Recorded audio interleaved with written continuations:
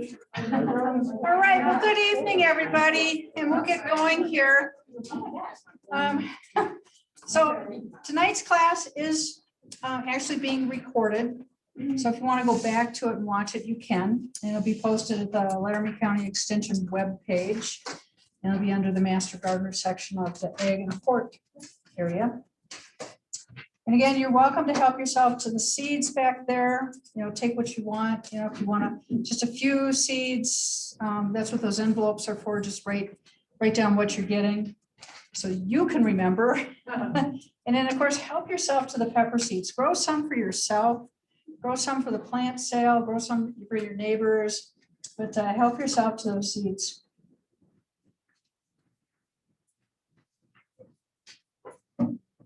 Okay, again, tonight's class is on herbs, growing herbs, and that's the first part. And then the second part is going to be on drip irrigation.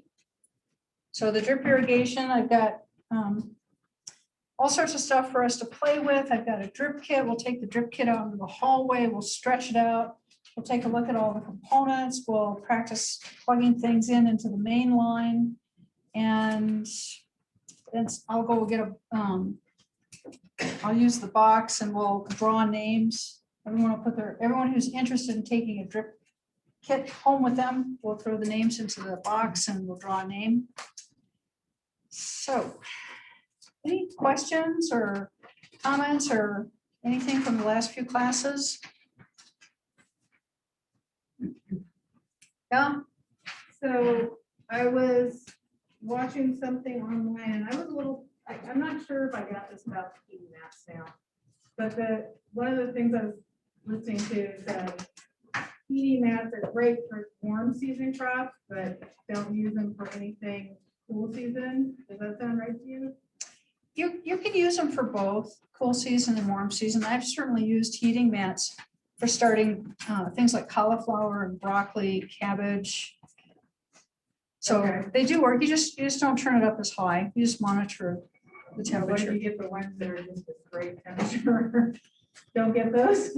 That's why you just start stacking stuff up underneath it to get a little bit higher away from the heating mat. So you get creative, or I use an old waterbed heating mat. Yeah, I was looking at the waterbed heating things, and they say they're like 6 inches by whatever. Do you not have to have them wide enough to cover the whole seed tray? The one I have is 10 inches wide by like 3 feet long, and works fine. So you just put your trays long way on it? Mm-hmm. Yep. Okay. Yep. Okay, no, I've been looking at those. My husband thought that was a great idea. Except I looked at him and I was like, I'm not sure how you use that. Yeah, and then of course, you know, you want your trays, your seed trays. You don't want to put them directly on the mat. You want them above the mat. Yeah. So it's kind of like you're braising the seeds, kind of that kind of cooking method. So you put them on a brick or something? Well, I take, so this is I just have a rack. I have a shelving with open mesh. The shelving is open mesh. So it's, if you were to look down on the shelving, when it's sitting on, it's like this. So it lets a lot of airflow through it. So this is the shelf. And this is this rack here. And then I've got my heating mat on it. And you know, there's the cord, there's the big thermos, the dial on there, and the cord, the plug. And then I've got a rack, and I just take like a rack out of an old oven, or make something, or a cookie sheet cooling rack. Yeah. So you want anywhere from 1/2 inch to 1 inch above that heating mat. And then you put your seed starting tray on top of that rack. And what do you set your temperature to? Does it depend on what the seed packet does, or? So I put a thermometer in here. I put my handy dandy little meat thermometer in there. And I monitor that temperature. And I make sure that if the seed the seed packet says germinates best at 76 degrees, then that's what I fiddle with this thing, and you will fiddle with it a lot. Okay. And sometimes I raise this a little higher, sometimes I lower it, and so it's fiddly. But that's, you know, that's what makes you a geeky horticulturist, I guess. But that thermometer in the soil is really helpful to know what the temperature is. Ken? Yeah, so I just wanna, I know I emailed you, so I want to make an announcement about, we're moving. I got a bunch of plant pots, and I got some old windows that would be great for a full frame. If anybody needs something like that, it's in a big dumpster in front of my house. So if you wanna chat with me after class. Okay. Thanks. Yeah, I emailed Pam about the soil pamphlet, right, that she's selling, and she said it's aggregate free, and I keep trying to figure out what that means. What does aggregate free mean, and why is that a good thing? Okay, you're not gonna have clumps in there. It's gonna be clump free. So they have gone through and put it back through another sieve and kind of pulverized it a little bit. So it's not gonna be big clumps. Sometimes you'll get garden soil and you pull out a big wad of, okay, that's an aggregate. Okay. Yeah. Yeah, only in horticulture, right? What else is in that soil? It's peat moss. There should be mycorrhizae in there, which really helps in the germination. I'm not sure, I got a bag of it at home and I really haven't, we used it the other night, so. Yeah, probably vermiculate perlite in there and probably some wood chips and all sorts of good things. Yeah. This is an odd question, but this is a resource. So we're traveling in June to Minnesota, and I noticed on the map that they had a peat national refuge or some kind of little special area. Is most peat produced in the United States, to your knowledge? Most of it's in Russia. It's in Russia. A lot of peat bogs in Scotland, Shetlands, and Canada. Out in Canada. I'm gonna go out and see it, so. Yeah, I grew up in northern Wisconsin and walked out onto a peat bog once. Yeah. So they were talking the lady that gave the presentation last week about seed starting was talking about using peat, vermiculite, osmocote stuff as her starting medium, but are you saying that the stuff that the master farmers sell can be used as starting mix? Okay. And then you brought some pepper seeds. Do you want, or some chili seeds? Would you tell the class about them? Thank you. Yes, I thought, I don't know if anybody's familiar with the Basque people that came from their country due to religious problems between France and Spain. But they grow a pepper and they make, who's ever had chorizo sausage? Excellent. So my family, my nephew has picked Basque family in southern Idaho, grow these peppers, and that's from this. They're just 2 years old. So you're welcome to take them, but they dry them, they turn a beautiful red, and then they chop and press them because they want that oil and process them in their sausages. The funny story behind this is that the Basque families, my experience is, they're very generous and they're little tribal. They have Basque community clubs like in Boise, downtown Boise, the Basque Center. And by the last one, Buffalo Wyoming is very active with the Basque people. And they're the kind that if you've already cake pan and you forgot to bring it back, or just keep it or bake me a cake sometime and bring it back. Very generous until it comes to their seeds. Okay. So in Boise area, they would take their seeds every year down to a greenhouse and mark their name on them. And the nurseryman at the greenhouse would plant them and have their name on them, right? And they're all unique, fun names like Echevarria, whatever. But it got to be where, somebody who didn't have a seed would go, oh yeah, that's my uncle seed. He said I could have some, so give me 10 plots of his peppers. So it got really competitive, but anyway, that's fast seeds, that's pepper seeds, they're fun. Yeah. What do you use to inoculate your peas?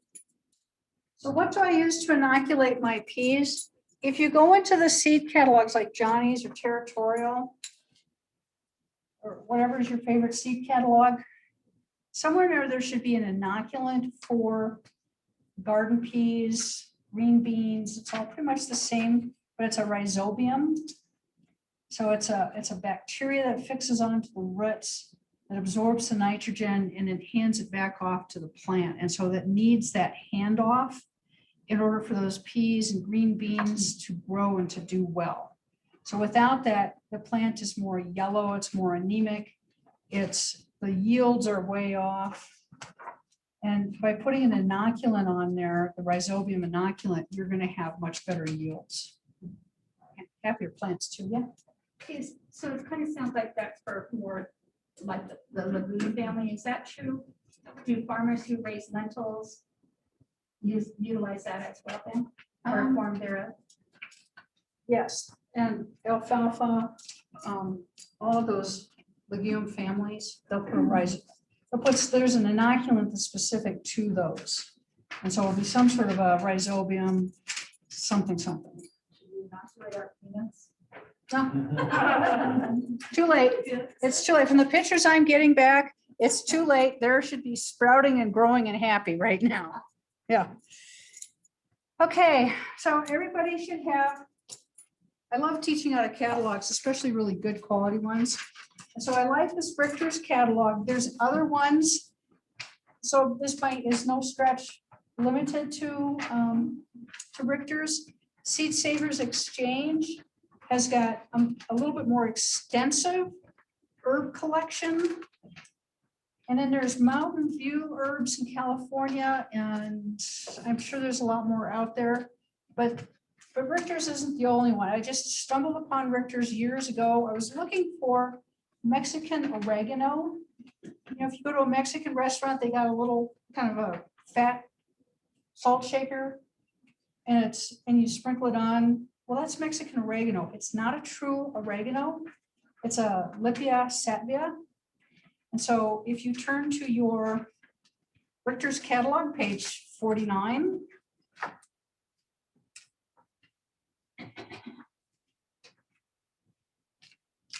it's very easy to grow. They sell it as plants. It is often sold as true oregano in Mexico. It is not. It's not even the same genus species. In southern US, where its fine oregano flavor is used with great advantage in chilies and other Mexican dishes. Properly pruned, it will grow into a miniature tree. So when I grow it, it gets about 5 feet tall, so about here. The leaves are tiny little leaves on it. So you actually need to have a couple of these plants in order to get something that's meaningful. And then just before it's going to freeze or frost comes through at the end of the growing season, clip them off, cut them because they're not hardy. They're a zone 9 plant. We're a zone 4, so we're a little out of their area. So take them in, dry them on the stem, just dry them right on the stem, hang them. I used to hang everything in the kitchen, and so the kitchen used to smell just incredible. The basil and the oreganos and on and on. And then once it dries, just strip the leaves right off. It's real easy. They're easy to grow. They are water thirsty. So keep that in mind, they're water thirsty. So that's how I found Richter's, was I was looking for true Mexican oregano, Lipia. And I've just really been enchanted with this catalog for a long time. If this was a book and you had to buy this book with the information in it, it would be very expensive. It'd be like a $50 book. So if you go back,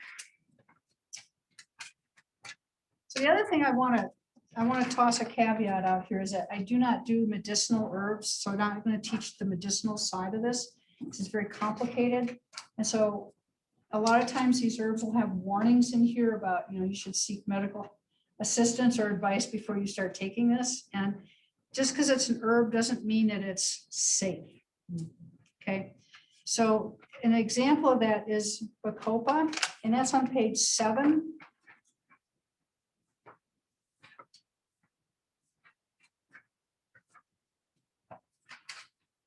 And so bacopa moneria is the one that you would want for herbal use, if you were doing medicinal.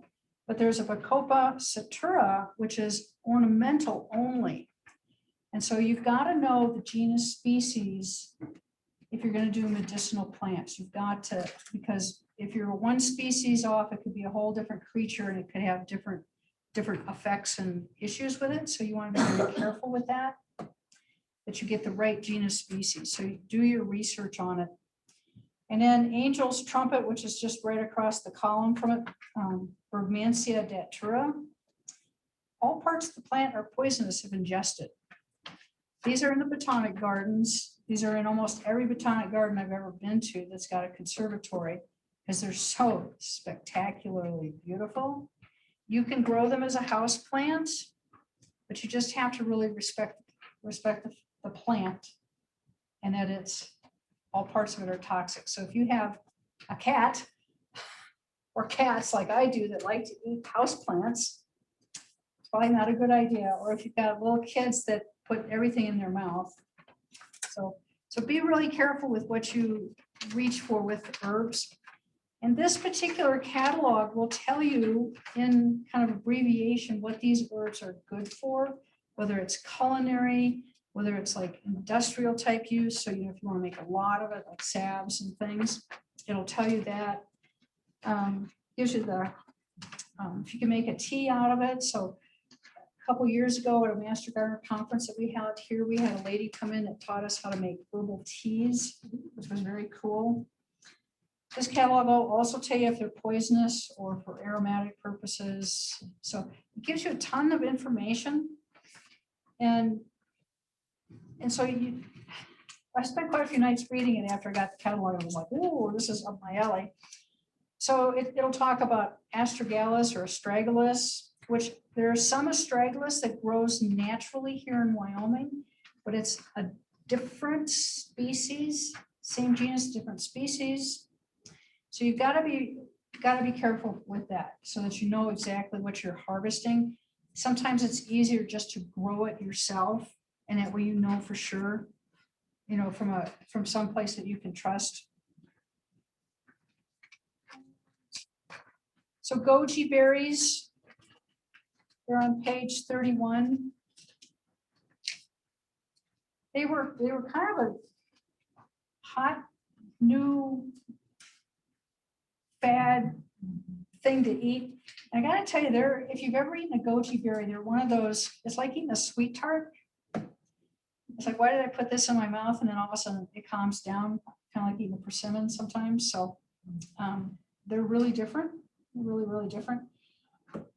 Does well in dry, well-drained soils and requires full sun.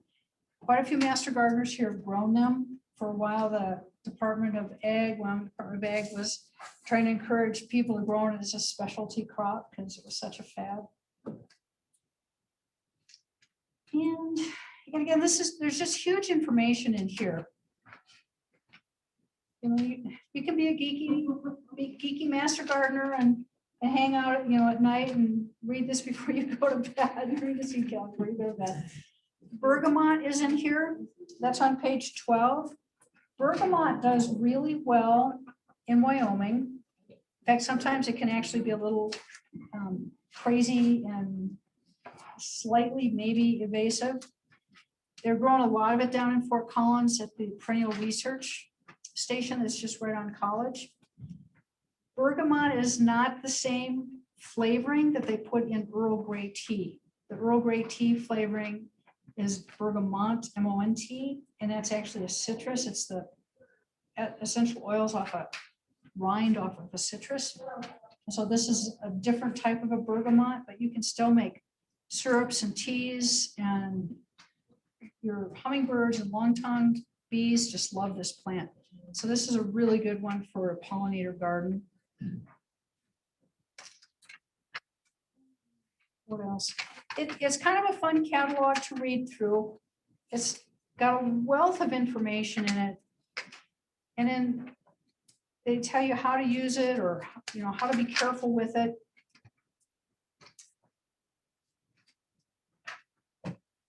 So if I came across, they have wild leek, allium trichosium seeds in here. I thought, wow, ramps, cool. And then I looked it up and did some research on this, and it takes 18 months for the seeds of wild leeks to germinate. So, yeah, do some research before you buy something. 18 months, I would be looking at it going, God, it must be rotted in there. They're dead, they're gone. So anyway, have fun with this catalog. Other sources out there, but this is just, it's very extensive on what it tells you in just a few words.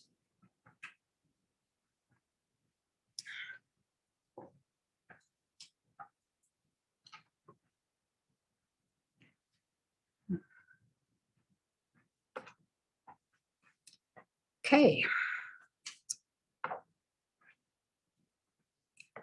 So there is an International Herb Association, and it really caters to professional herbalists, herb growers, people in the business.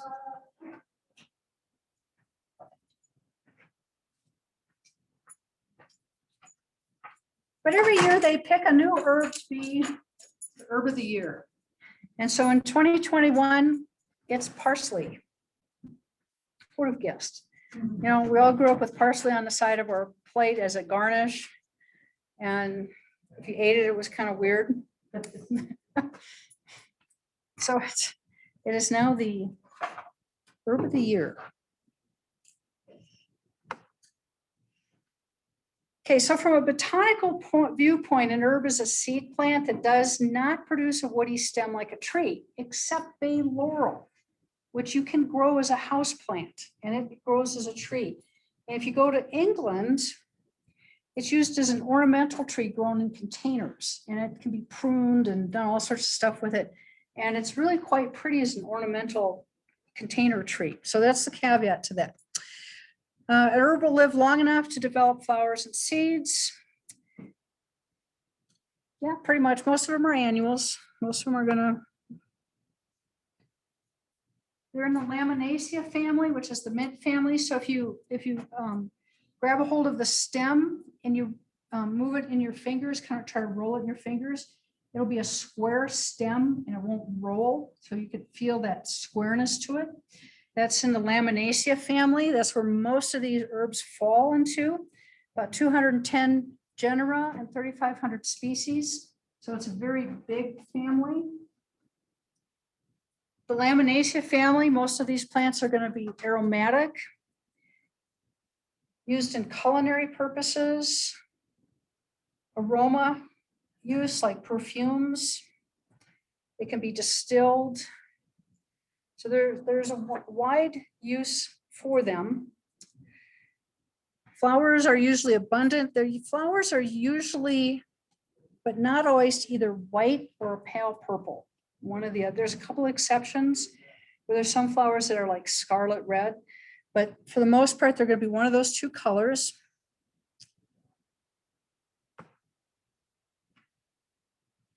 So what prompted me to have this herb lecture, because you're not going to find an herb chapter in your book.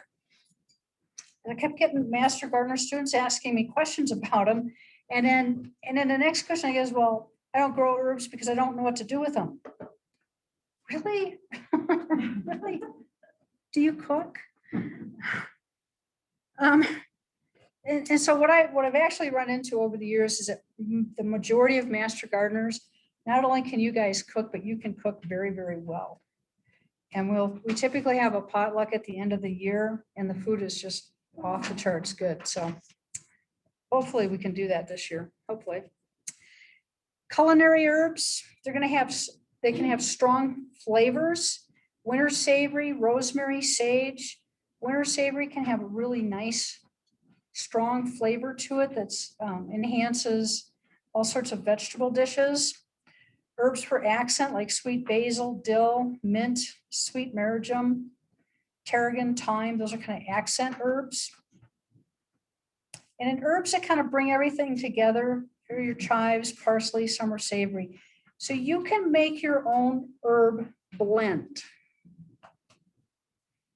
Make your own herb blend. And they're very easy to dry. And sometimes when they dry, their flavor is going to be stronger. Sometimes it's going to be weaker. Cilantro is one where when you dry it, the flavor almost disappears, which is horribly disappointing. And so people are either love cilantro or they hate it. And it's genetic. It has nothing to do with anything else other than genetically it tastes like soap.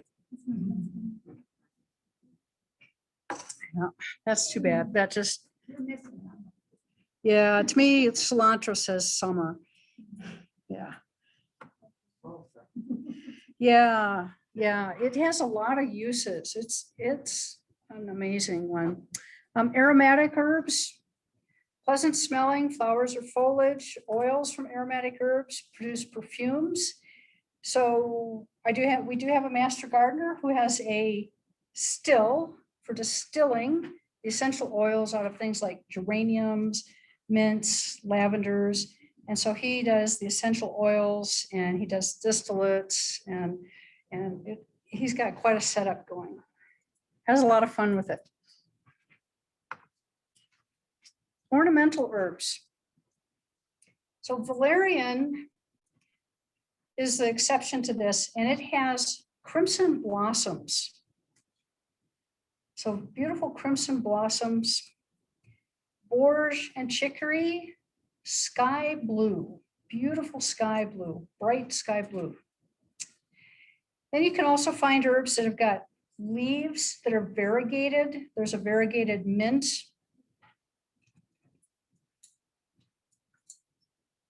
Variegated mint that I want to try. And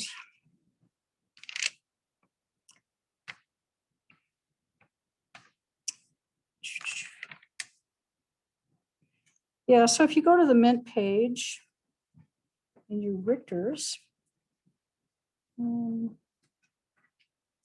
there's an orange mint and treasured for its very special fragrance, hint of citrus. And there's Moroccan mint. Of course, I can't find it now that we're going. Anyway, you can grow these guys for flowers, for leaves. So you don't have to just stick to culinary use only with these guys. How do you grow it into your garden with while protecting the rest of your garden from it? It's- Grow it in a pot? It's actually pretty easy. Mint can be really, they send out runners, and so they can jump all over the place. Don't necessarily go deep and up and around, but they go atop. They want cool, moist soil in the shade. Cool, moist soil in the shade. And when they hit the heat, hot, dry, they can't tolerate that. And so they'll just die. So just by having a different microclimate near them, that will slow them down a lot. Yeah. Well, I know mint is kind of invasive. I have catmint in my yard. Not catnip, catmint. But if I wanted to yank that up and put in mojito mint, would they just sort of coexist, or would one choke out the other? If I wanted to rip up the catmint and try to get the other to go? Yeah, so the mojito mint is a home fire and may or may not survive. And that's kind of the big question is would it survive?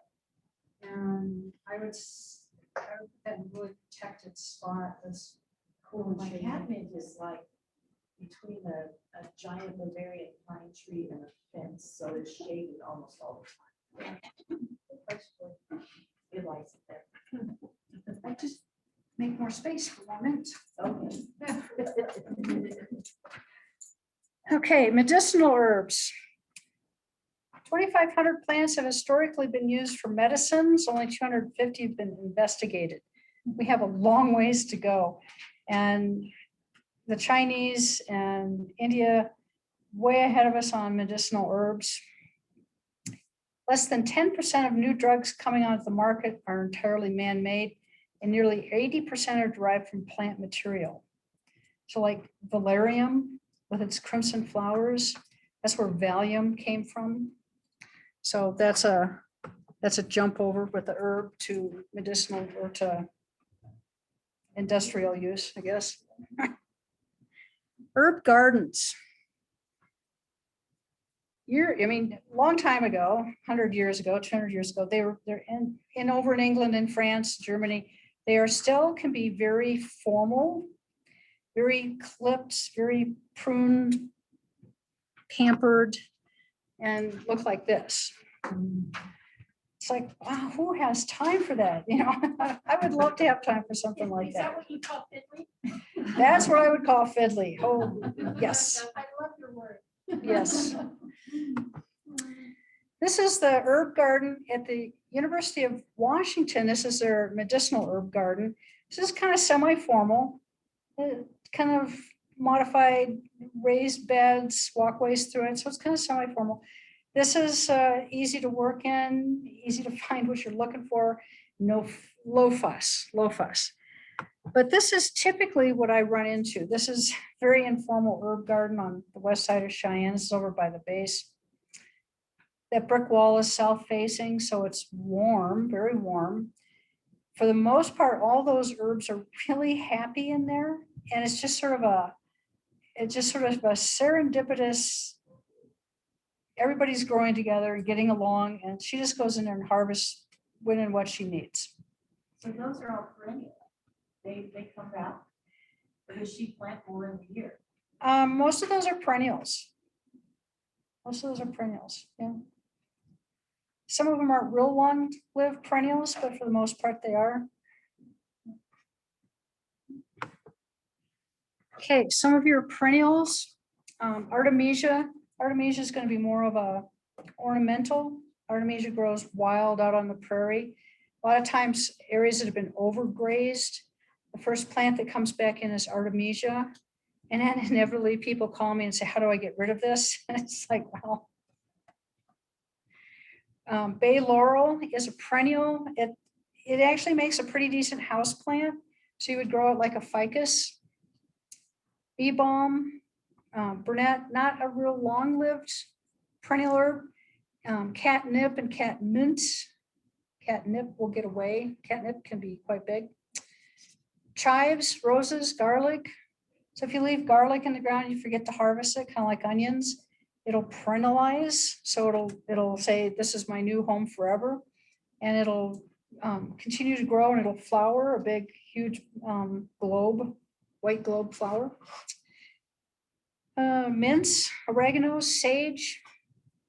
So sage brush is what that would be. And then salvia, which is also called sage. So salvia, there's quite a few salvias that are hardy to this zone. So I always look for zone 4 salvia. Bees love it.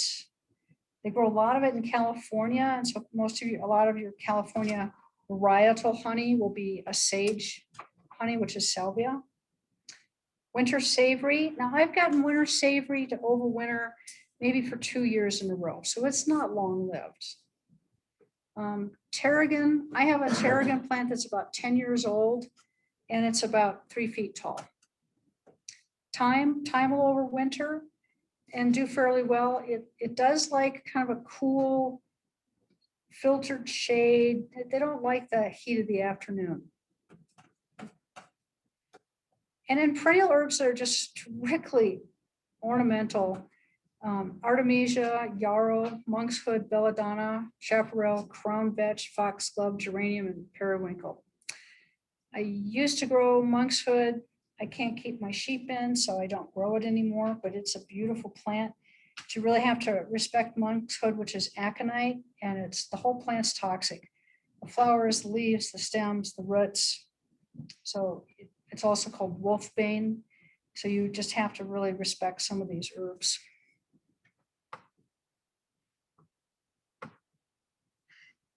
Okay, growing these guys. This is actually really kind of an easy plant to grow. One size fits all method of growing herbs may not work. Site selection, know your herb, know what they want. You know, we already know that mint wants it cool and shady and moist soil. They won't tolerate a hot, south, dry. They won't tolerate, they'll just die. So they won't tolerate that. So, but most herbs do want full sun, at least 5 to 6 hours of full sun. Good drainage, adequate water. They are not drought tolerant. Herbs are just not going to be drought tolerant. No weeds. They don't compete well with weeds. And mulch. There's been some research that suggests that wood mulch may actually reduce the yields. And, you know, it didn't go, the research didn't elaborate a lot. It was from a university, and it didn't elaborate a lot about what type of wood or how thick or was it decomposing. So there's still a lot of questions on that one. Black plastic works. You want to water it with drip irrigation. So you want to keep the water on the ground. You don't want the leaves to be irrigated. So you don't want the leaves to have water on them and then have the water drip off onto the ground. You want to try to keep them as dry as possible. And this is to keep the fungus down and any sort of other organisms. You don't want bugs on there if you can avoid it.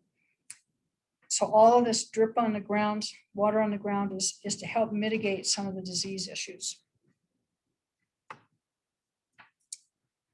So fertilizing an herb garden, this is really, if you over fertilize, you will lose the essential oils that you're trying to grow the herb for. So too much nitrogen, too much fast growth, too much upgrowth, and you're going to lose those essential oils. You're going to lose that flavor. It's going to diminish. It's going to be reduced greatly. 5% nitrogen or lower. So again, no manures in here. You don't want the salts. No Miracle Grow. Yeah, don't use Miracle Grow. Make your own fertilizer. Make that alfalfa tea fertilizer, and that's what you're going to fertilize your herbs with.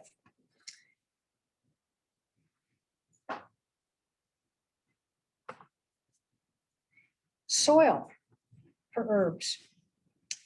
I kind of joke about this, but they really back alley soil. The less fertile it is, the better. So don't go crazy trying to make a fancy blend of soil for your herbs.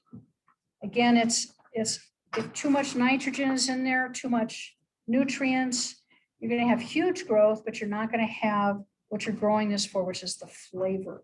It's all about the flavor, the aroma, the oils. So you've got to keep that nitrogen really low. So no fancy soils. Whatever you've got, just work with that and grow in that. You know, if you have to amend it with peat moss, that works, but just don't make it a rich soil. Of course, there's always a few exceptions to that, but for the most part, they don't want to be over fertilized, and they don't want fussy soils. So there are some herbs that grow well from seed and some that don't. So if you're going to start, again, count backwards. So you know that by the time you get the third or fourth true leaves, you can start to just harvest a little bit, maybe a leaf here or there, but not a lot. Because once these guys get growing, they're going to grow really fast, and they're an annual, so they're going to try to flower, produce seeds, and do everything in one little tiny growing season. So you can start harvesting fairly young. I usually start my seeds, if I'm going to do depends, I guess depends what I'm growing. But I'll usually try to start growing them inside late March. Late March, maybe even the beginning of April. Anise, cilantro, coriander, dill, those guys go directly into the garden soil. They don't transplant well. Dill has a taproot, and so it doesn't like to be transplanted. And dill is also one that germinates with light. It needs light.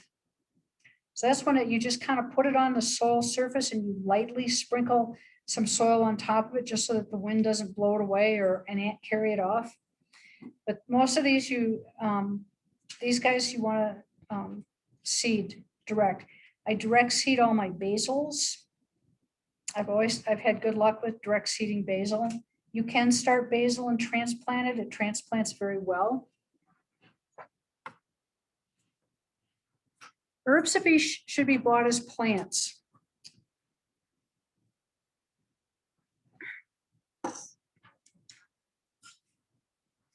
I don't think I've ever seen rosemary seeds to begin with, but you want to make sure there's a lot of different varieties of rosemary.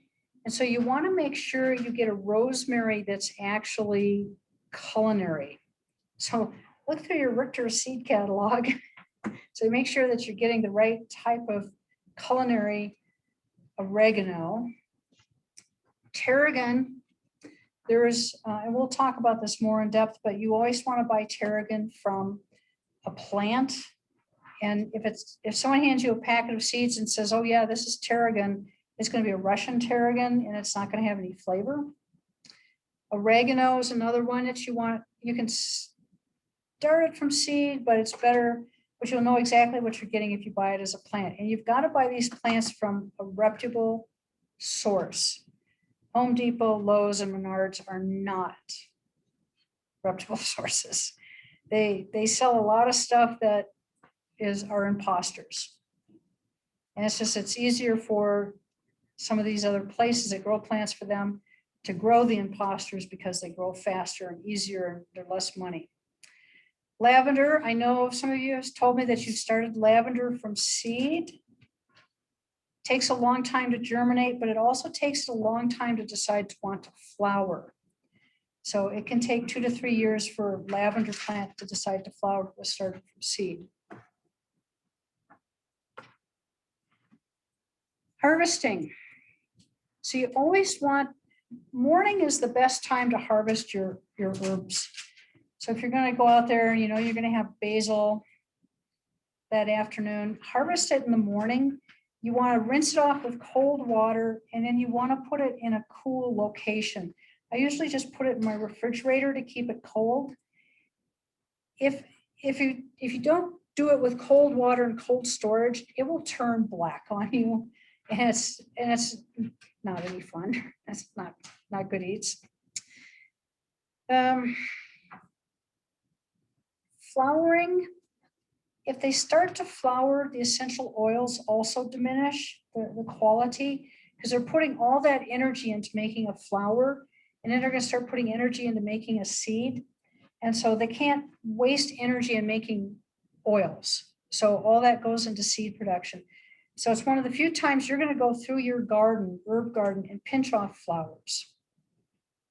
And you can be pretty ruthless about doing that. You can really hack at them. For dry winter use, harvest before the flower buds open, definitely, because that's where you're going to concentrate all that flavor.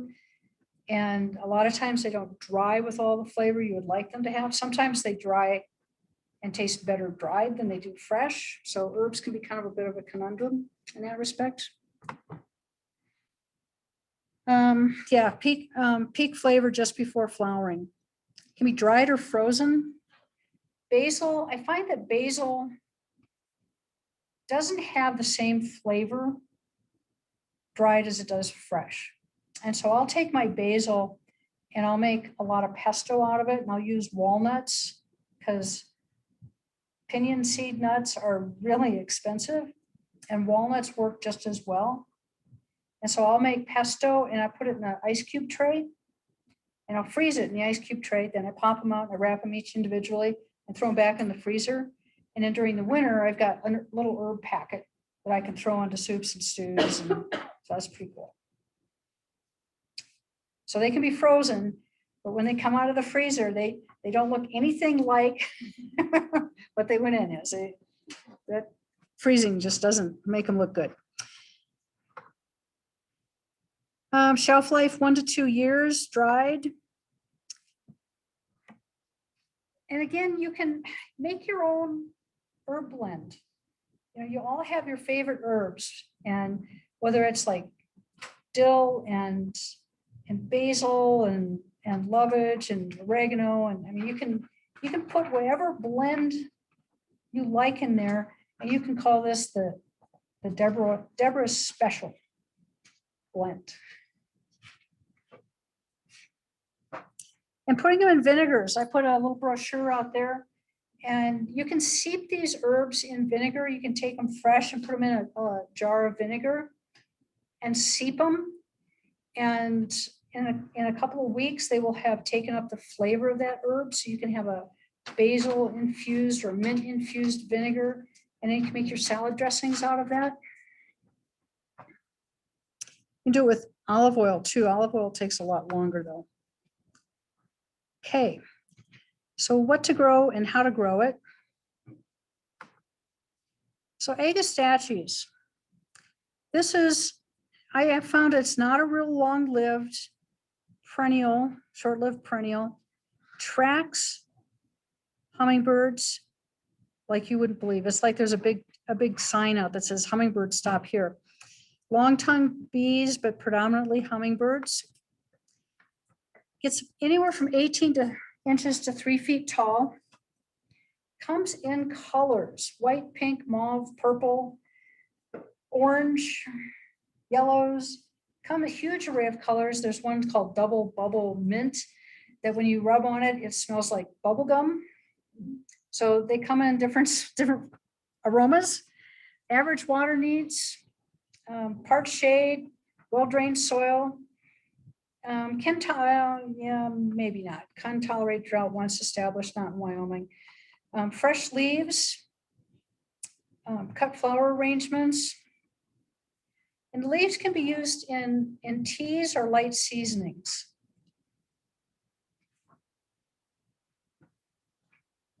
You said when we had the flower class, I thought you said that the Agastache was hard to overwinter here. It doesn't really work out.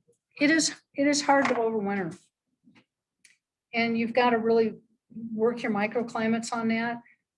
And my guess is that it's going to want a southeast protected location. And it's going to want a little bit more acidic soil, so you'd mend it with peat moss and just not let it really dry out. So if you plant the first year, is it going to actually bloom? Yeah. Okay. Yeah, first year bloom. So anise, pimpinella, anisum is another fun one to grow. 1 to 2 feet tall. The leaves and seeds have that warm, licoricey flavor to them. Grows rapidly from seed and harvest it, the leaves, the seed heads. So you can use every part of this as it grows along. So you can use it as a salad or garnish, cookies, cakes. It's all good. Bergamot or Monardia. And this one comes in just a lot of colors. It's deer resistant, so I suspect it would be antelope resistant too. Leaves and flowers you can harvest.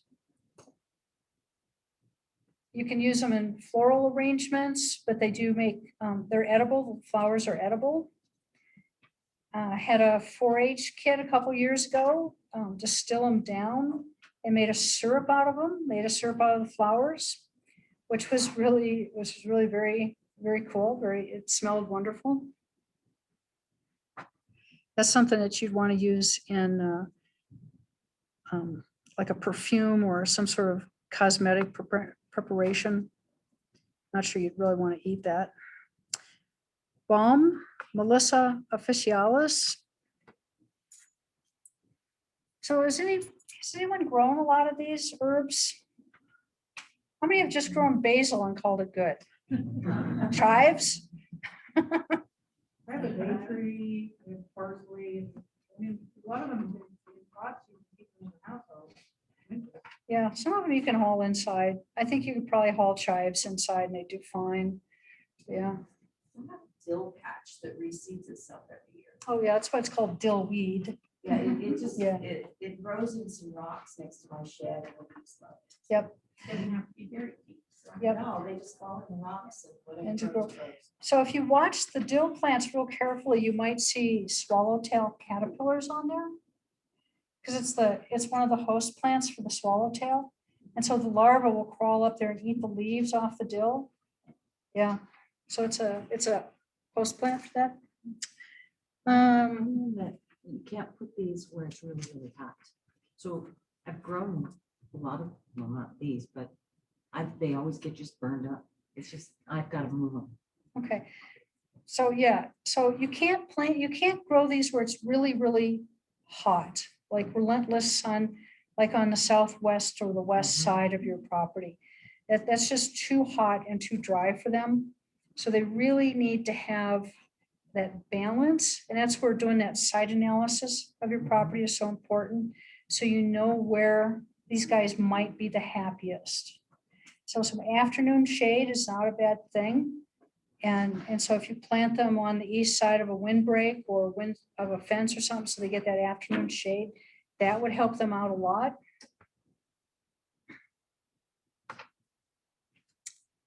Basil. I love growing basil.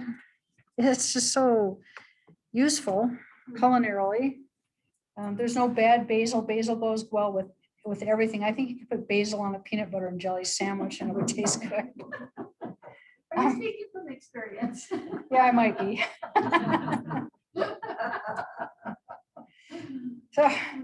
So basil, native to India and other tropical regions of Asia, has been cultivated there for more than 5,000 years. It's been around for a while. Italian food, I don't think Italian food would be Italian food without basil or oregano. Sweet basils, then you've got Thai basils, holy basils used in Asian cuisine, Thai basil. If you've ever eaten out at an Asian or Thai or Vietnamese restaurant, you had pho or pho, P-H-O. The herbs that they throw on top, that's Thai basil. And that's what it kind of has, almost like a licoricey, anisey flavor to it. It kind of really enhances the fur. It's real pretty. It's purple but when it's growing sometimes. Oh yeah, Siam Queen is a beautiful Thai basil. It has Yeah. a pretty little pink flower. Look through your Oh, Richter's. oh, When in doubt, open up your Richter's catalog. oh. Cultivars are often named after the type of aroma they emit. And again, when you buy seeds or plants, make sure you get them from a reputable place. You know, Burpee, I would trust Burpee, I would trust Park. I would trust Seed Savers Exchange, Ritter's, Mountain View. I trust those guys. Because it's real easy to, if you don't know the different types of basils, it's really easy to get one thing that you think is like Genovese, but it's something else. So it makes sure that you're actually getting what you're buying. Catherine, you talked about greenhouses at different places. And I know that one greenhouse in Torrington that grows a lot of their own. Last year, they had like 6 different kinds of basil. Mhm. If you go early, you get a lot of their herbs and a lot of different kinds of pepper plants too. But Yep. anyway, they did have a lot of different herbs last year. Yep. And you got to go early. Yeah, you have to get there before Labor Day. I mean, before Memorial Day. Yeah. Yeah. Go on Mother's Day. Yeah. There's a greenhouse in Laramie, but they really don't cater to this sort of thing because it's Laramie and it's the elevation. They just go for more shrubs and trees and perennials. So trying to find a nursery without going down to Fort Collins is hard. Torrington's our only choice right now. Basil, you can start this inside or you can direct sow it. I've done both. Depends upon how big of a garden you want, how much do you want to grow. I am of the belief that you can't ever grow too much basil during the summer. And so it's easy. It's really easy. They want a soil temperature of about 70 degrees. So when you start it inside and you can monitor that heating mat, or you know you've got a warm spot that's about 70 degrees, that's where they're going to be happy germinating. These guys like a soil pH that's a little more on the acidic side. So you're going to want to amend the soil with some peat moss. You definitely want to keep that fertilizer very sparse and the nitrogen very low, because with basil, it's really about all that essential oils that are in the leaves. That's where the flavor is at. So you want to be real careful with that. And pinch off the flower buds as soon as you see them. And I know that's really hard to do because, you know, they're kind of pretty, but you've got to really stay on top of pinching those flower buds off. Or let them grow the pollinators. If you want to let them grow just for the pollinators, sure. I after a while in the summer, I've harvested more basil and I know what to do with. And I throw up my hands and say, yep, you're on your own. And then they produce seed and then I have basil all over the place. But yeah, pollinators love this stuff. You'll have bees, you'll have little native bees, you'll have butterflies, little moths. You'll have all sorts of stuff on these guys. Again, harvest in the cool of the day, handle very gently, rinse them with cold water, keep them in a cool location, like a refrigerator crisper drawer, if your seeds aren't taking up space. And so many choices, so many choices. The Genovese group, that's probably the one that's the best known for as basil, for growing basil. It's going to have a bigger leaf. That's going to be a little thicker. Flavor is going to be a little more intense with that. The Bush group, that is great for containers. So if you don't have a big space, or you just want to kind of shoehorn one more thing into your vegetable garden, the Bush basils work really well. There's purple basils, sweet basils. There's just a whole list, and they do have a tendency to taste like their name. So there's a chocolate basil, a licorice, an anise, a camphor, African, although the African and the blue spice kind of taste similar.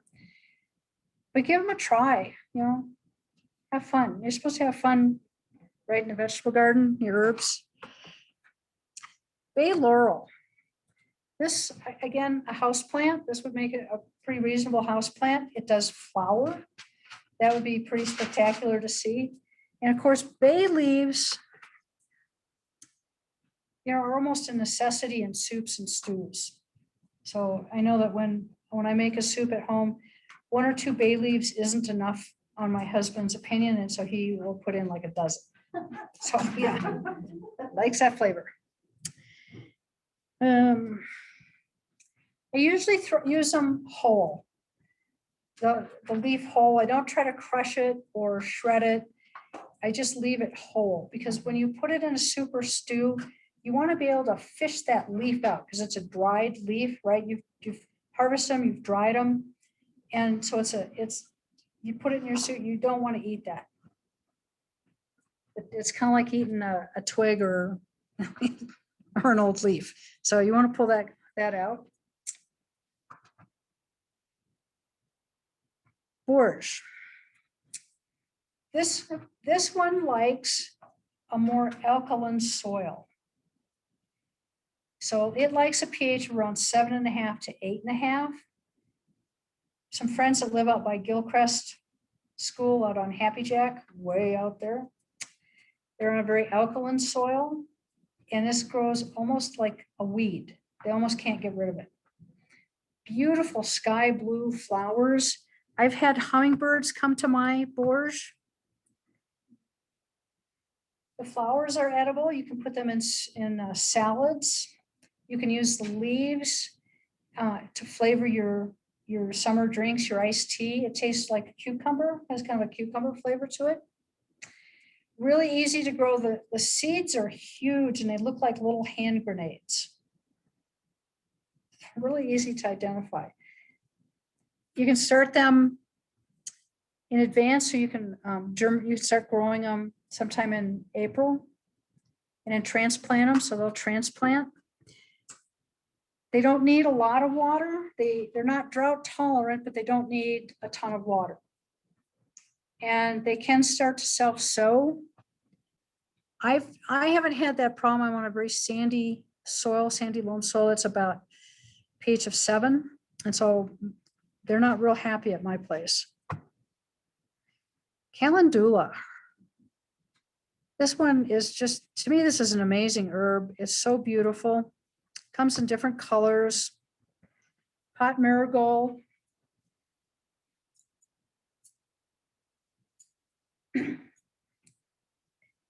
Hardly any diseases. The bugs, insects don't necessarily like this. They leave it alone. Tolerant of just about any type of soil, any location. Doesn't want to be over fertilized, of course. You can use it as a cut flower for flower arrangements, and both the flower and the foliage are edible. So it's pretty, and it looks really nice in a salad. Oops. So pretty yellow flowers and the white ones, so it would look really nice in a salad. So everything's edible. No. Well, where you're going, probably, but otherwise in Wyoming, no. Sadly, no.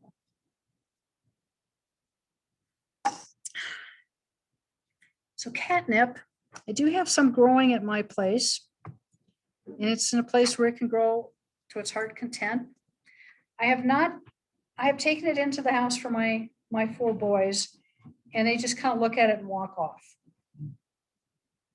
So I don't know. I don't know if they're disappointed or not. It does have, once it gets going, it grows up and then it falls over and then it roots. And so it just keeps on growing by this grow up, fall over routine. And so when a node hits the soil, that's where it's going to put roots down. And so it keeps growing. Full sun, well drained, tolerates some shade, tolerates just about everything. My sheep have grazed it. It comes back. It says you can shear the plant back in the spring.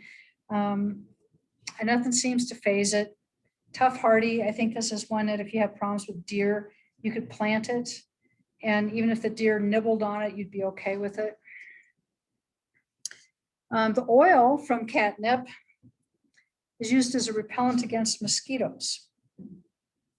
And they're also working on using it as a repellent for cockroaches and termites. Although I kind of draw the line, I don't necessarily want to repel them as much as I want to exterminate them. So, but for mosquitoes, it makes a good repellent.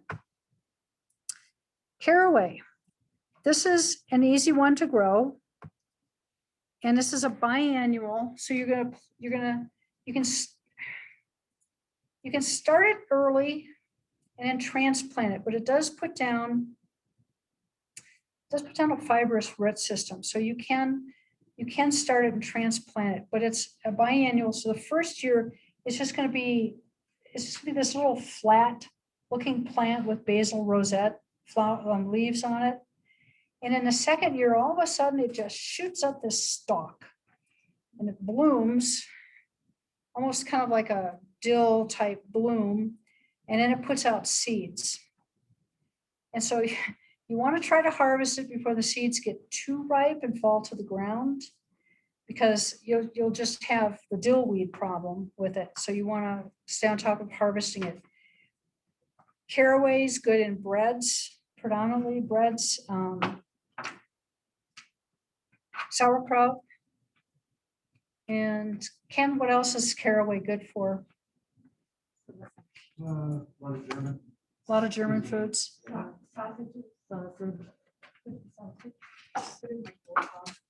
Yeah. So it has a lot of good uses. Easy to grow, easy. And how fun to say, I grew this cabbage, I grew the caraway, I grew a lot of the herbs in here. I think that's just really great. Chamomile, there's a couple of different types of chamomile. There's Roman and German chamomile. One of them is kind of a perennial and the other one's an annual. And I say kind of a perennial because in Wyoming, it's a short-lived perennial. So there's two different types of chamomile. They're low growing or fairly low growing, like 8 inches tall. They'll start to flower in June and July. And of course, it's all about the flower. And so the flower is what you're going to harvest. You're going to dry the flower, and that's what you use for your teas. So the uses for this, for chamomile, is teas, face creams, drinks, hair dye, shampoo, and perfumes. So it's kind of a multitasker, which is, yeah, that's always a good thing. Chives, easy to grow, easy to divide.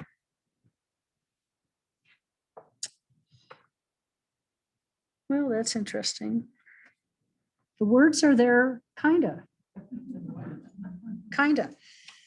Huh. I hope the rest of the lecture is not like that. You can grow they're easy to grow from seed. In fact, they can get kind of invasive growing from seed. They're easy to dig up and transplant. They're easy to divide. You just can't really go wrong with chives. You can harvest them all summer. You can let them grow to flower. The flowers are very tasty and they're very pretty in salads. The bees, bumblebees, honeybees love the flowers, so they're good in a pollinator garden. You can dry them. I think the flavor gets lost a little bit when they're dried, but you can certainly dry them. Oops.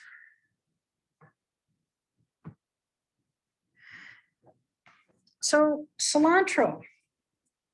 And again, you either like cilantro or you don't. And it's a genetic reason why you don't like it and why it tastes like soap.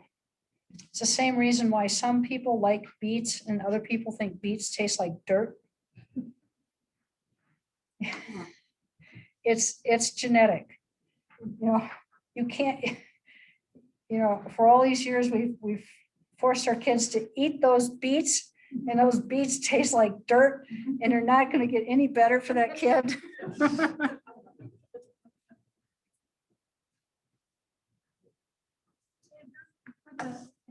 Cilantro, I always thought it's kind of being a little old, to do in the sun too long, and that's how it tastes like soap, but that's not it. It's genetic. Yep, you will never learn to like it, sadly. Because to me, it's like I eat cilantro and it's like, this is summer. The middle of winter, it can be summer because I'm eating cilantro.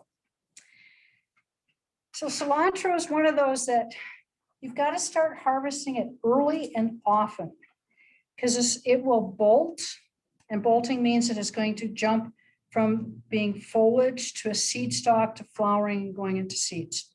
That's bolting. When the leaves start getting really fine, cilantro leaf is big and flat and kind of looks almost like a hand. When it goes to that and starts looking very ferny, then it's starting to bolt. And that's where it starts to lose that cilantro flavor. Let it continue to go to seed, and then you harvest the seed, and the seed is coriander. And coriander can be used as a pepper substitute. So if you don't like pepper, the ground pepper, you can use coriander instead, and it'll have a similar flavor, but without the heat or the bite to it. And in coriander, there's a huge amount of uses for coriander. Mexican dishes, soups, salads, the list just kind of goes on with coriander. Cilantro, I find, doesn't dry very well. Yeah, Rick? Oh, okay. I saw the movement. Yeah. Sorry about that. April. Do you have any tricks to keep the coriander from bolting or to delay it? I haven't, other than just seeding.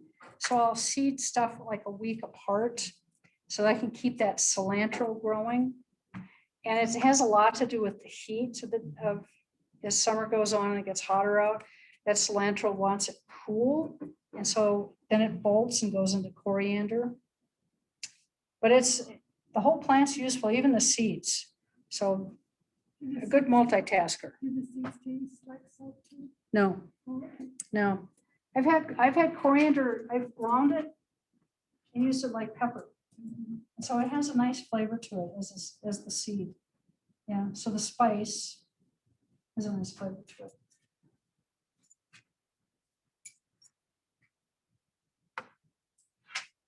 Dill, it's called dill weed for a reason.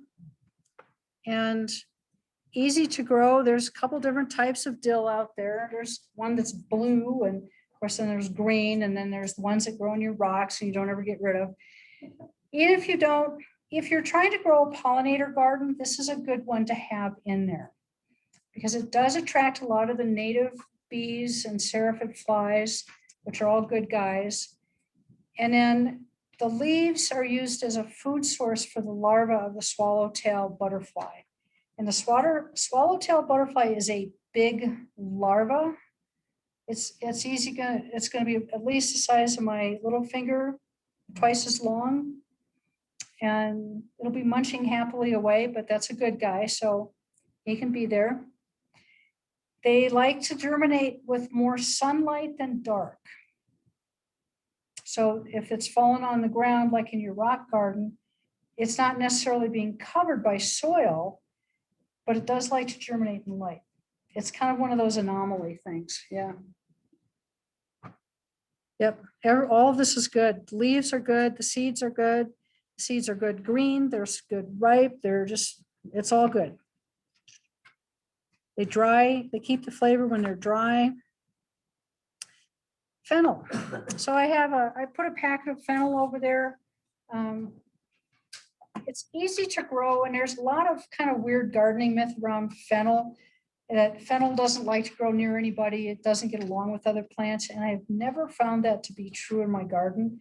And I have grown it with my tomatoes, my peppers, carrots, corn, and it just all seems to get along fine. I think it's the fact that it gets so tall, 3 feet tall, very ferny, very lacy. I think it's just that it shades. It can shade out other plants pretty easily. So that would be the only thing to be careful with.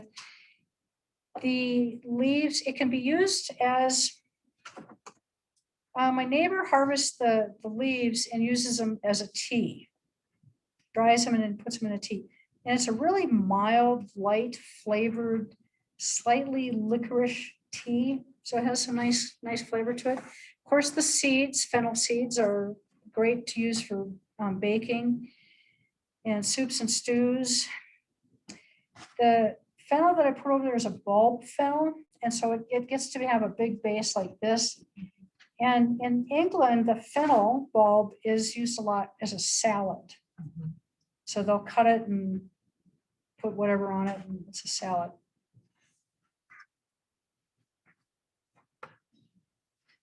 Hops. Is there anyone growing hops? Is there anyone thinking about growing hops? My neighbor asked me to cut down the weed off their fence. Don't they kind of take over the world? Yes. Okay, so hops, here's the, if you're gonna grow hops, grow them in a barrel, a big barrel or a bigger, like a 10-gallon bucket or something, but grow them where they can be contained because the roots underground are monstrous. I have one hops plant in my place and I've been taking Roundup to it for the last 5 years and I still can't kill it.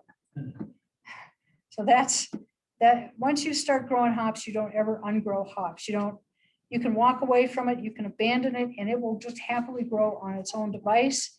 It will grow up, around, down. It'll creep across your lawn. It'll send down roots into your lawn. And so if you're going to grow hops, make sure it's contained, very well contained. Which means it's really easy to grow in Wyoming. So if you want to make your own beer, the list of hops is very extensive.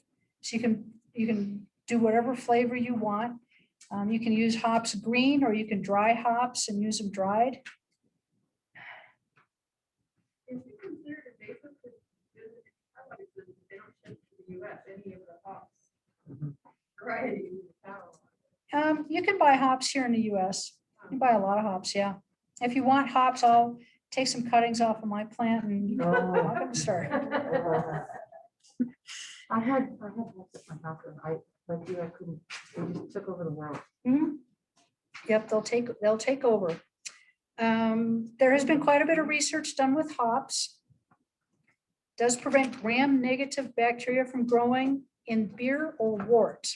So it's been used for a long time as a food preservative. The oils, you can extract oils from it and use that in flavorings. They've used it as dyes, cordials. It really is a multitasker. So it can do a lot. It's got leaves that are like little Velcro, you know, the hook and latch Velcro things. The leaves are like Velcro, and so they stick to things, they'll stick to your clothing. And so it's a very interesting plant to grow. It's- The hop fields like in space that grow for big production. That's where they grow them on the big telephone poles and across the top. And So- people that don't know, think they're growing telephone poles.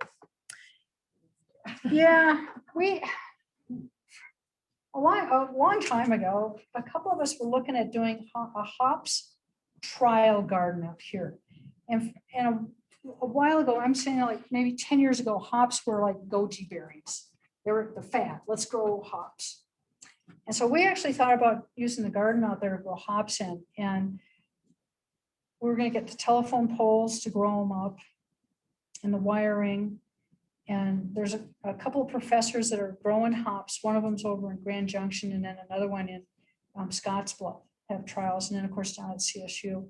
So it's like, well, let's see if we can do it here in Wyoming.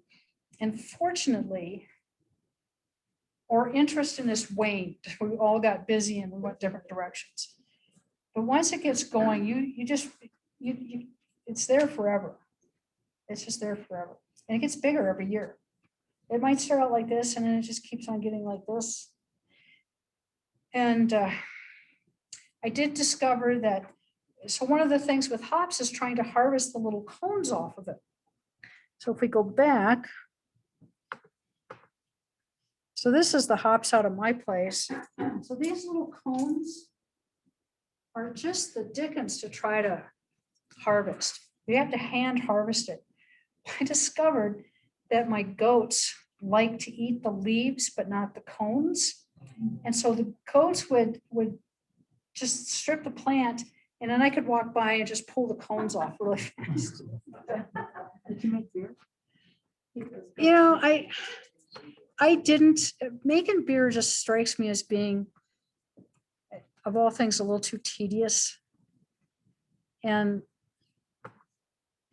I just never have, I like good beer and I figured I just probably wouldn't make good beer. And I have two neighbors who make good beer and it's easier to go to their house. Right. Yeah, much better. And they're Yeah. always supplying you the hops. Yeah. Oh, yeah. 23 feet long vines. And they do, they get 23 feet. So you got to really respect that. And you're either pruning or there's some friends of mine down on Cribben, close to Frontier Park, are growing hops and they're in big blue tubs, big blue, my sheep mineral tubs are what they're growing them in. And they're growing them up the side of their chimney. And they grow up and over the chimney and along the roof. Over up on Cribben. Cribben and like 8th up in that area. Yeah, if you see blue mineral tubs that are about like this, yeah, they're growing hops in them. They're growing hops. Anyway, a lot of different varieties of hops. You can buy them locally. Hops are easy to find, get a hold of. And they all have different flavor profiles to them.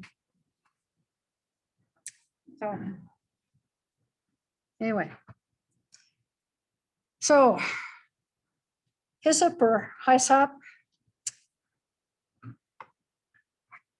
Hardy perennial, grows about 2 feet tall, woody stems, purple flowers, pink or white flowers, really kind of a pretty plant. I have not found that it's lived long in my garden, but that doesn't mean it won't live long in yours. You're gonna harvest the younger leaves and the stems.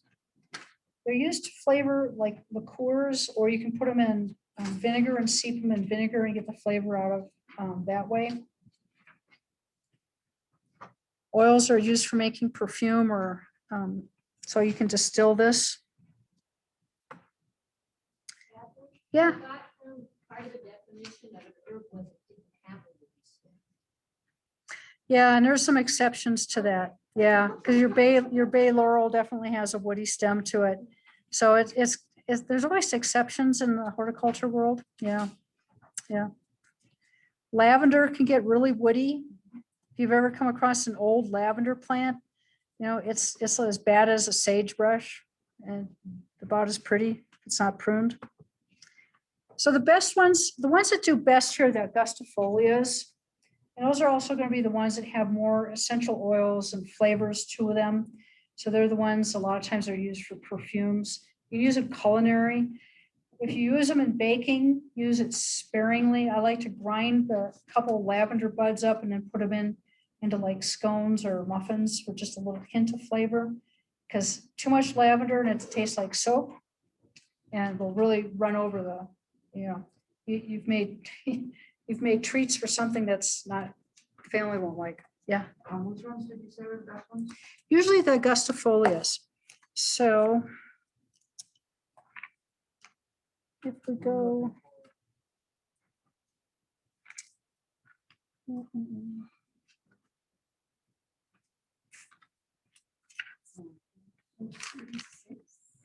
Yeah, so if we go to page 36 in the Richters. Oh, this group? Yeah. So the Augustifolias are the English group. And look at the zones really carefully, because some of them are zone 6. Most of them are zone 5. One of our master gardeners is growing the Fulgate. And he says, well, the lavender he's grown, the Fulgate has done the best for him. I'm growing Phenomenal, which is a Lavandula intermediate, and it's a zone 4. And so far the flowers on it have had a really nice fragrance to them, really nice smell. Haven't used them culinarily yet.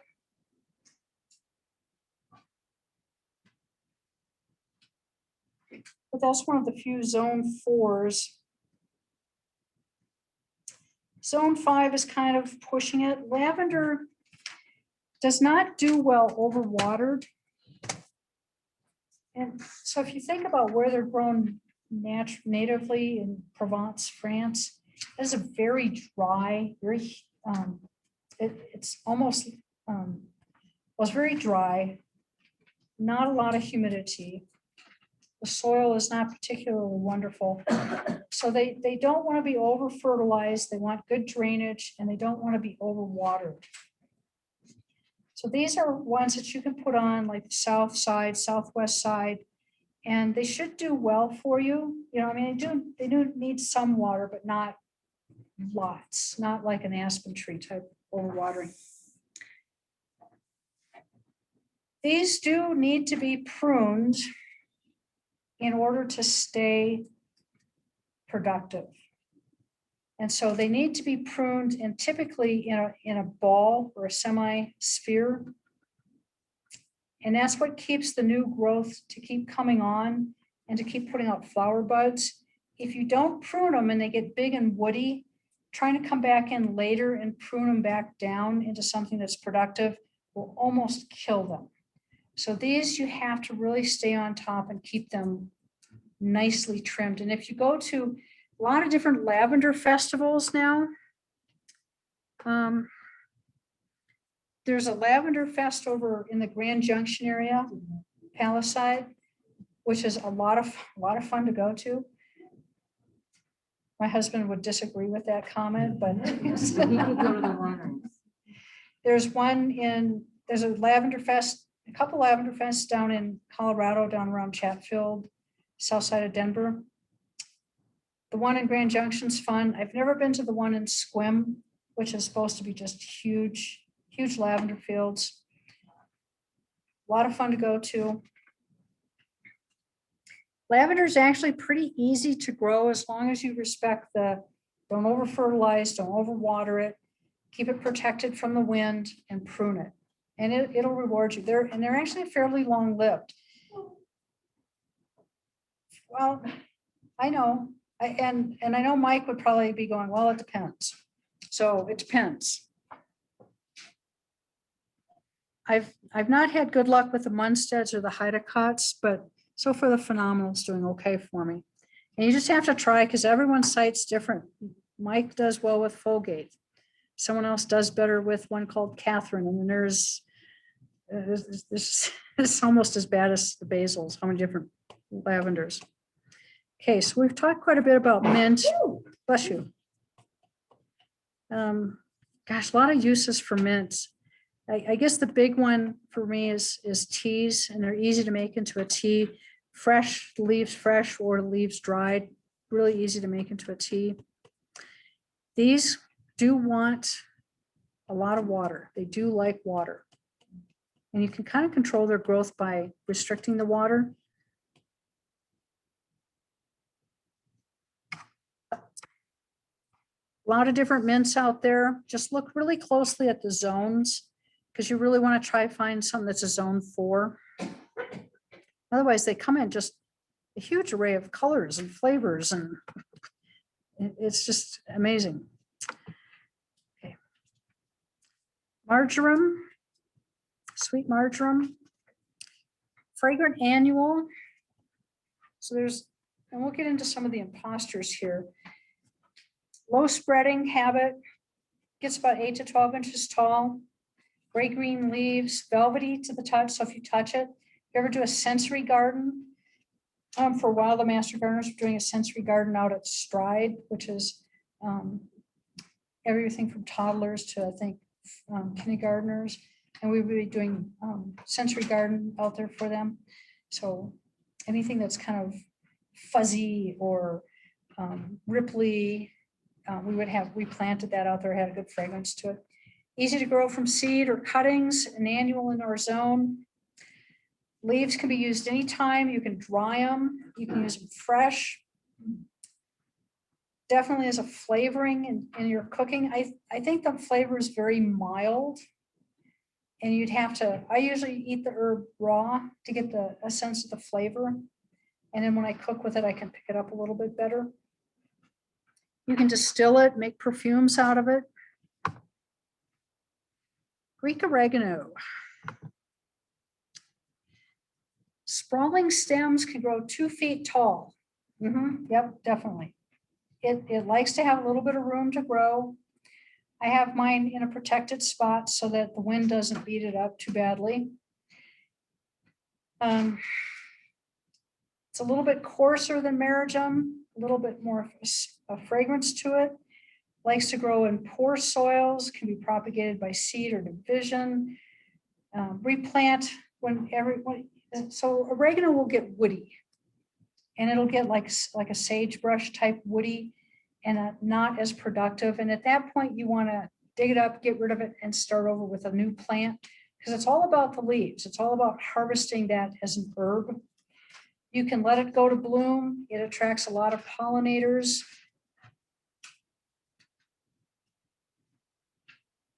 And this does have an imposter that likes to be sold in the big box stores, and it's wild marjoram.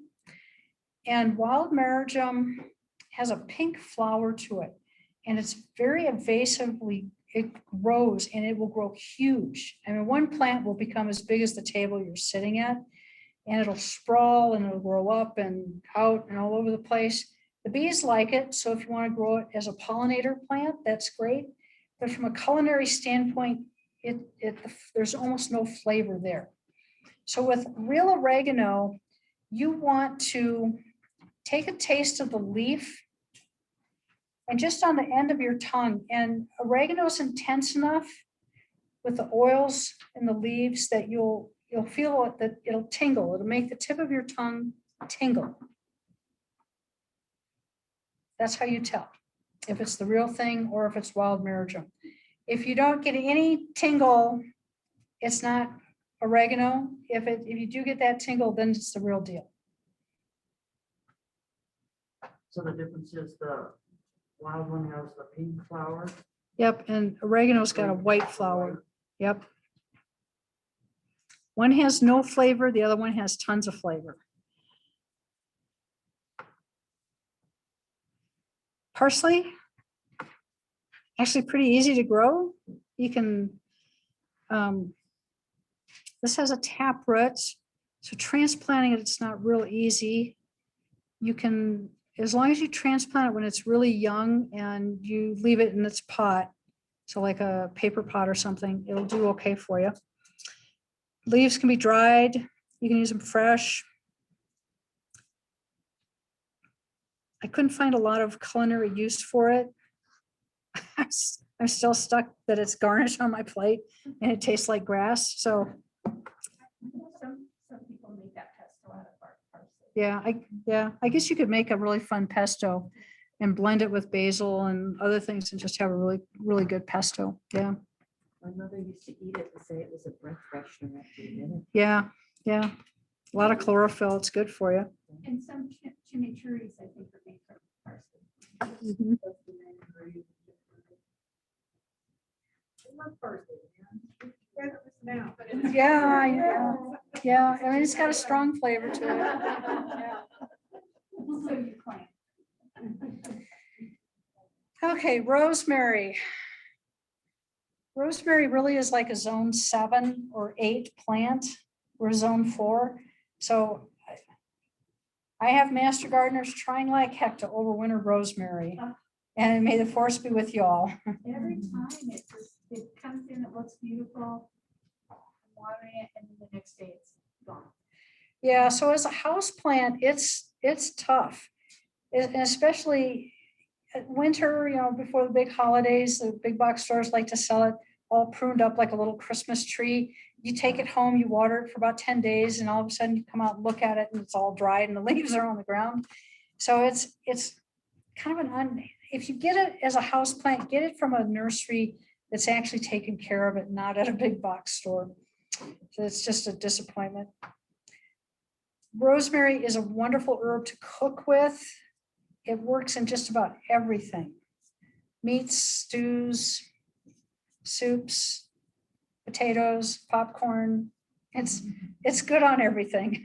It's really an amazing herb with some good flavor to it. Out in California, where my brother's at, there's some areas where they've used it as a sensory garden plant. So when you touch it, you get all that aroma and that fragrance from the rosemary. So it's very delightful.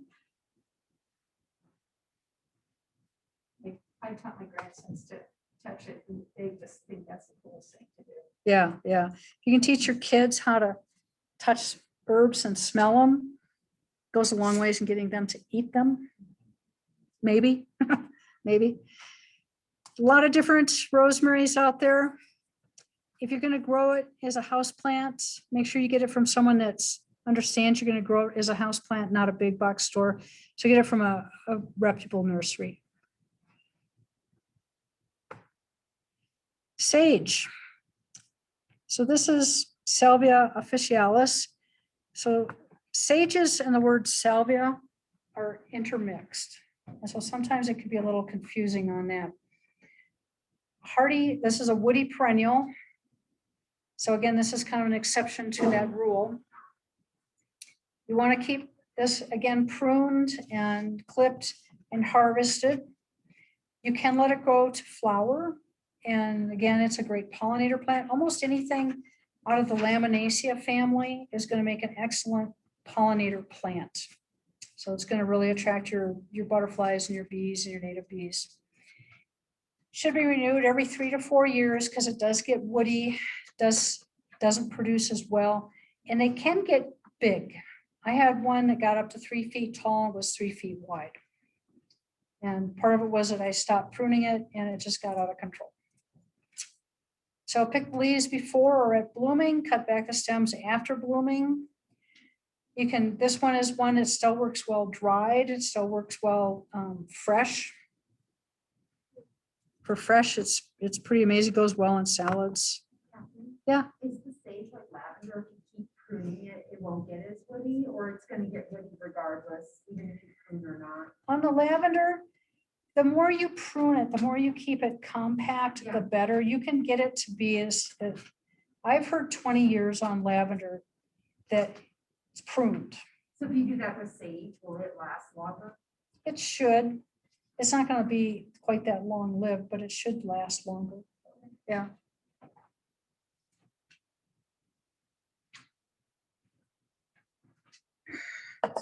So a lot of different sages. Lots and lots of different sages. If you go through the Richter's catalog, there's just a huge list of sages. And it just depends upon what you want to do with them. Some of them are going to be annuals here, some of them are going to be perennials here, some of them are more decorative, some are culinary. So what do you want? What do you want out of that plant? Some are savory. Ooh, this is so good. This is worth growing at least once and enjoying it. Tender annual, so that means you got to get it before that first frost. Not very big. Leaves pungent and spicy, but in a really good way, in a really, really good way. Worth growing this one. I've used it on salads predominantly. Meats, vegetables, sweeter than winter savory, definitely has more flavor than winter savory. Adds a tang to food, but in a good way, in a really good way. French tarragon. Yeah, this is one I've gotten to overwinter quite well. Mine has gotten bigger than 2 feet for sure. Multi-branching, narrow, somewhat twisted green leaves. Has a licorice flavor to it. Tastes better fresh than dried. Dried, the flavor just sort of vaporizes. A lot of different uses for it. I use it predominantly in salads. You can add it to vinegars, so you can steep it in the vinegar and make a vinaigrette out of that, out of the tarragon seeped. Make Bernaise sauce out of it. Go- Bernaise sauce out of it. Tarragon is the- Oh, yeah, yeah.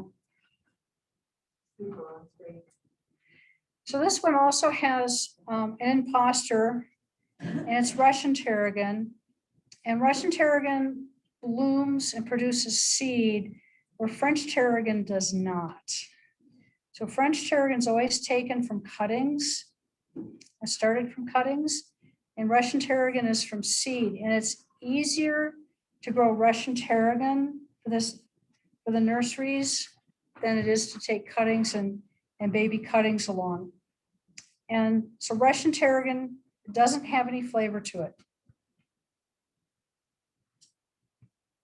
But so I always take a bit of a risk when I'm in the store and it's like, well, is this the real thing or not? So I'll actually taste a leaf. And French tarragon tastes like licorice, and Russian doesn't taste like anything. So that's how you tell. Okay, thyme. Tiny little leaves, tiny. Pain to get harvested. I've tried drying them on the stem. I've tried taking them off fresh. I get the stem one way or the other. Very low growing, definitely. I think 6 to 10 inches in a good year. Stems are stiff and woody. Leaves are small. And so you have to be very careful when you start at the top and work your way down and strip those little leaves off. Worth the effort because thyme has got just such a marvelous flavor to it. And again, this is another one that tastes better fresh than it does dried. And so I think that's this part of the problem I run into is where the people are so used to the dried flavors, and the dried herbs don't necessarily taste like anything, but it's the fresh herbs that's where the flavor is at.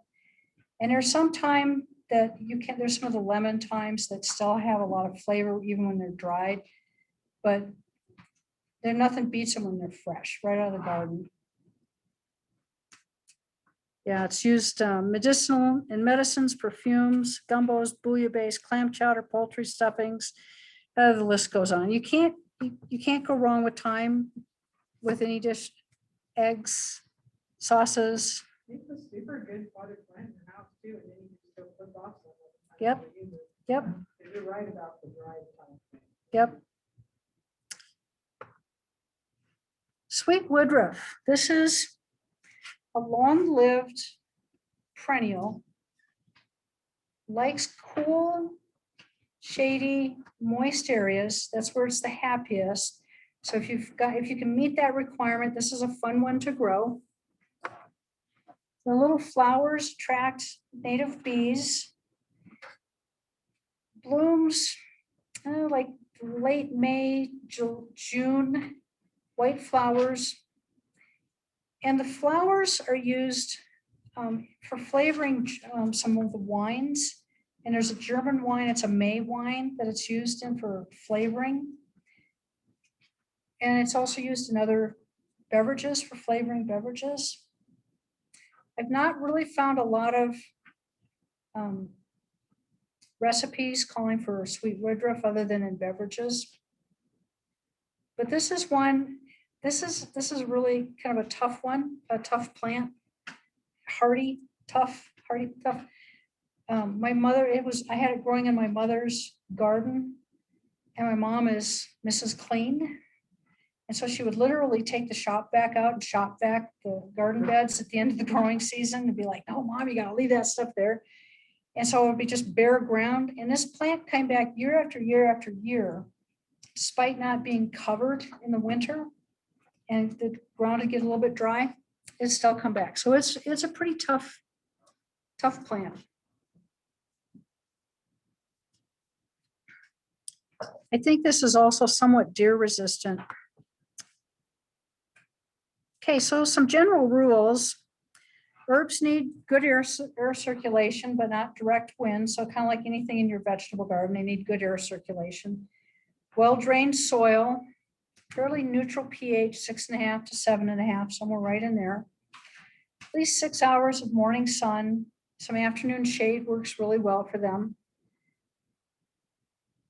If you got to fertilize, make your own fertilizer or use Osmocote. So slow release, time release fertilizer, or just use alfalfa pellets, amend the soil and amend it with alfalfa pellets. Watered, you need to stay on the watering. They're not really drought tolerant. If you want a good crop, keep the water on it.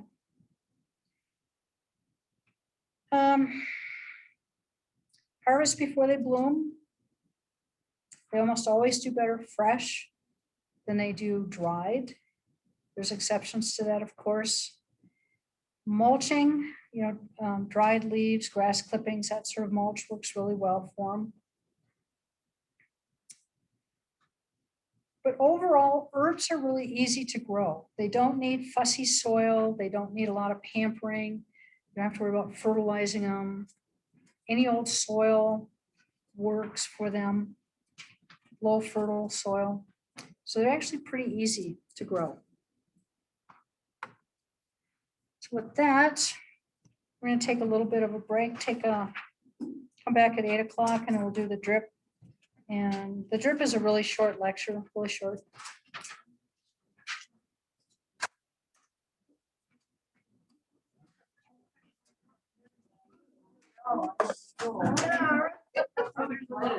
I was wondering, Catherine, is there a definition for the volunteer piece? So is most of it in the form of classes and listening to, like I checked, botanic? Okay, so let's come back to class.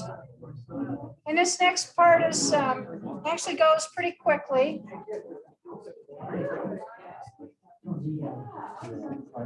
So I'm either going to demystify drip irrigation systems, or I'm going to make you more confused, one or the other.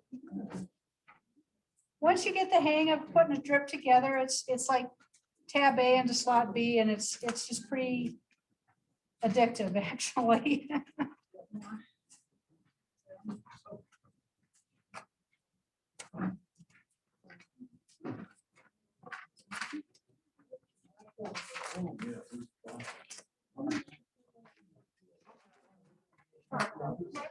Yep. Yep.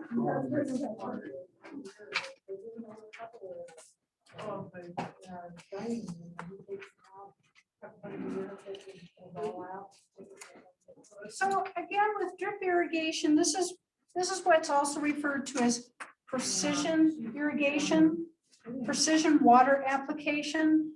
And this is where you keep your water bill low. You reduce the amount of insect pressures, fungal pressures on your plants. You keep the water at the roots, so you're just watering. You know, when you watch a sprinkler system do this in your vegetable garden, and water lands on top of the plant and then has to roll off the leaves onto the ground, and then it forms puddles every place. You're either overwatering your plant or you're underwatering it. And again, I look at drip as being really primarily used in vegetable gardens, herb gardens, perennial beds. You can use it for tree rows, of course, but it's all about getting the exact amount of water to where it's needed, and that's right at the root zone of the plant. So you're saving water, you're not losing it to evaporation or the wind. You know, when you throw it in the air, you're going to lose 40 to 60% of it, depending upon the wind and the heat of the day. The relative humidity, all that plays a part into water savings. So this keeps it right at the ground. And probably the easiest way to get started on this is with soaker hose. The problem with soaker hose is that it's not long-lived, and you don't know exactly how much water is getting delivered to that plant. So the beauty with the drip systems, I will pass some of this, I'll pass this stuff around. There's going to be a non-seam side and a seam side. So the seam side is where your drip emitter is going to be. And so if you look closely at these, you can see this little tiny line, a little tiny slit, and that's where the water drips out. So we'll pass this around.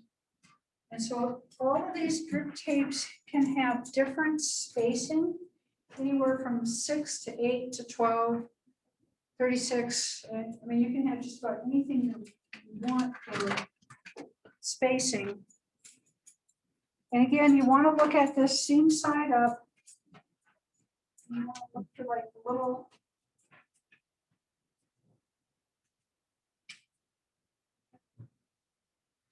kind of hard to find, but you can see on there on that seam side where there's going to be like a little ripple and then a little tiny line, tiny slit, and that's where the drip is at. And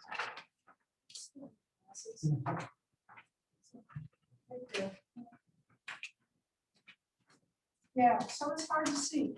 So again, the water comes through this tape.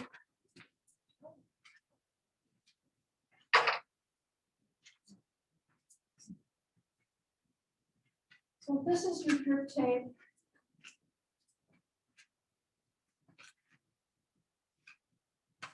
It's flat when there's no water in there, and when there's water in it, it becomes round. So there's a channel in here. Got this little opening right here, and the water comes in, and it goes through this maze, and it comes out.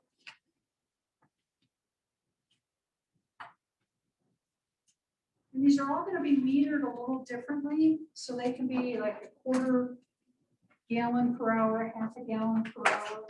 I don't think I've ever seen them more than a 1/2 gallon, but I suspect that they're out there though. So it's easy to get them clogged. So having a filter is a must. It's an absolute must. So in our house, the water comes in, goes through a filter, then it either is domestic or goes outside. And on the outside, I've got a filter on before it gets to my timers. And then I filter it yet again before it gets to the actual drip tape. So I filter it 3 times. I'm on a sandy soil, and if that little thing gets clogged, if this gets clogged, you're not unclogging, you just lost this emitter. that because you're on well water? that Yeah, I'm you on- need it? So if you're on city water, do you need a filter that frequently, Yeah, I'd still put a filter on it. but not necessarily 3? No, I just put one on it. And so this is the filter. This is all it is. And this is a 200 mesh filter. Take it off, clean it, which gets full of algae.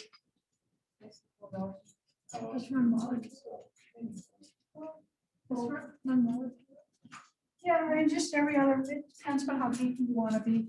I do it at least twice a month. Like drip, on a drip system, you can just cut it off any place. Can you cut the length of that to desired length? Absolutely. Yeah, this is, I taught some sales rep out of his drip tape samples. And so that's why I've got these. And you can, normally you wouldn't have this on here. This adapter wouldn't be there. It would just be the straight drip tape without this. This comes off. The red dish. Yeah, so that just comes off. That's just a quick couple on there. But I would never put this onto this system. We have a pressure reducer. I like to have a pressure reducer before the filter, so I'll blow the filter out. The PSA coming out, the pressure, pounds of pressure coming off my hose bib at home is 45. This really likes to be around 12. And so if you run too much pressure through this, you will blow it out.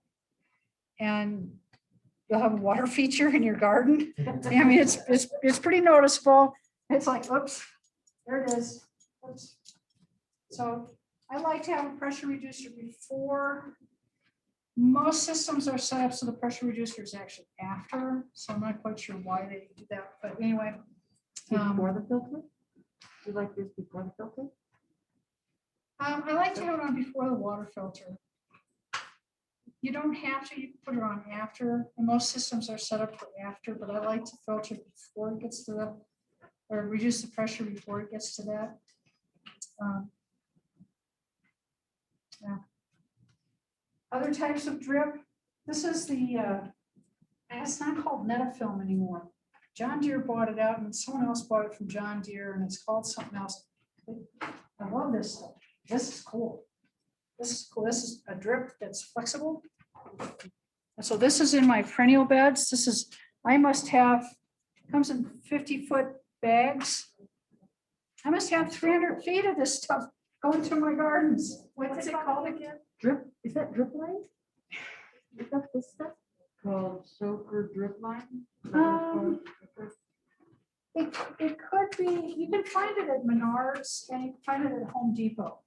Micro tubing? Is that the spaghetti drip or is that something different? That's not spaghetti drip. I'll pass this around, but you can see exactly where the emitters are on this guy. They're huge. They're huge. So Catherine, did you have that in your perennial that you just like this? Oh, yeah. Oh. I loop it around. If I got something that needs more water, it'll do a lap around it, around that plant, and then it'll miss maybe another plant that doesn't want so much. And it's just all, yeah, it's all over the place. You can have fun with it. Yeah. When you mulch your plants, I think you probably do you put the mulch on top of your watering system? So it's either plastic or wood chips or. So I'll mulch, I'll put this down first and then I mulch over the top of it. Sneaking up on me. And that way it keeps the moisture in the ground. Okay. Yeah. This is the spaghetti. This is the spaghetti tubing. And so this is if you're trying to irrigate something very precise, you know, I only want to irrigate that tree. This is going to go to that. I don't really like using this because by the time you put on an emitter, so you've got your main line.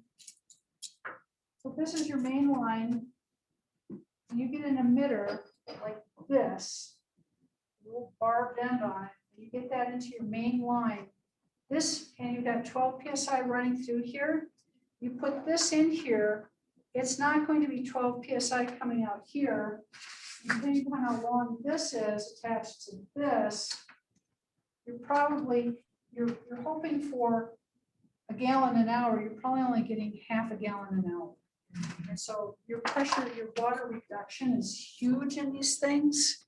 They get clogged really, little bugs. I think these are great homes. And so you can get them clogged pretty easily.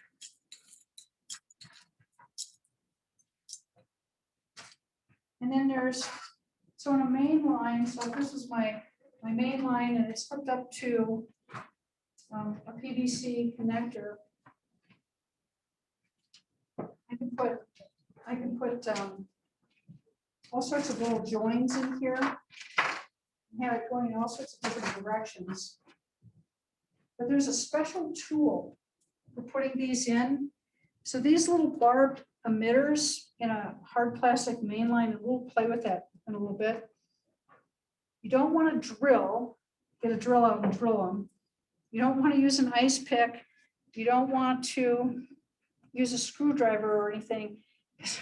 You're going to end up going to the emergency room with a puncture wound in your hand, right? And there's a lot of landscapers out there that can tell you all sorts of horror stories about going straight through the main hard line and going into their hand. So there's this handy little tool that you put this in, tool holds it, and then you can push it into the main line.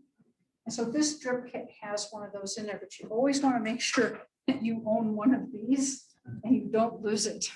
I'm thinking the lavender color isn't bright enough because that's something I'll lose. Fluorescent orange. Oh, yeah, at least. Maybe screaming pink. There you go. So you cut this different sizes and then this is hooked into your main line? Okay. I have lots of filters because I get that clogged. It's not functional. I can't unclog it. Yep. Are all these universal? Yes. You have to be careful that you have to get the same brand. Well, you're gonna get Rainbird. That's the only name of this. Already have another file. Yeah. Those come in different gallons per hour. And you can get them as low as a half a gallon. You can get them as big as 20 gallons an hour. And so you can manipulate your system, but you got to make sure that you're running enough water through the system over time to actually get that to the plant.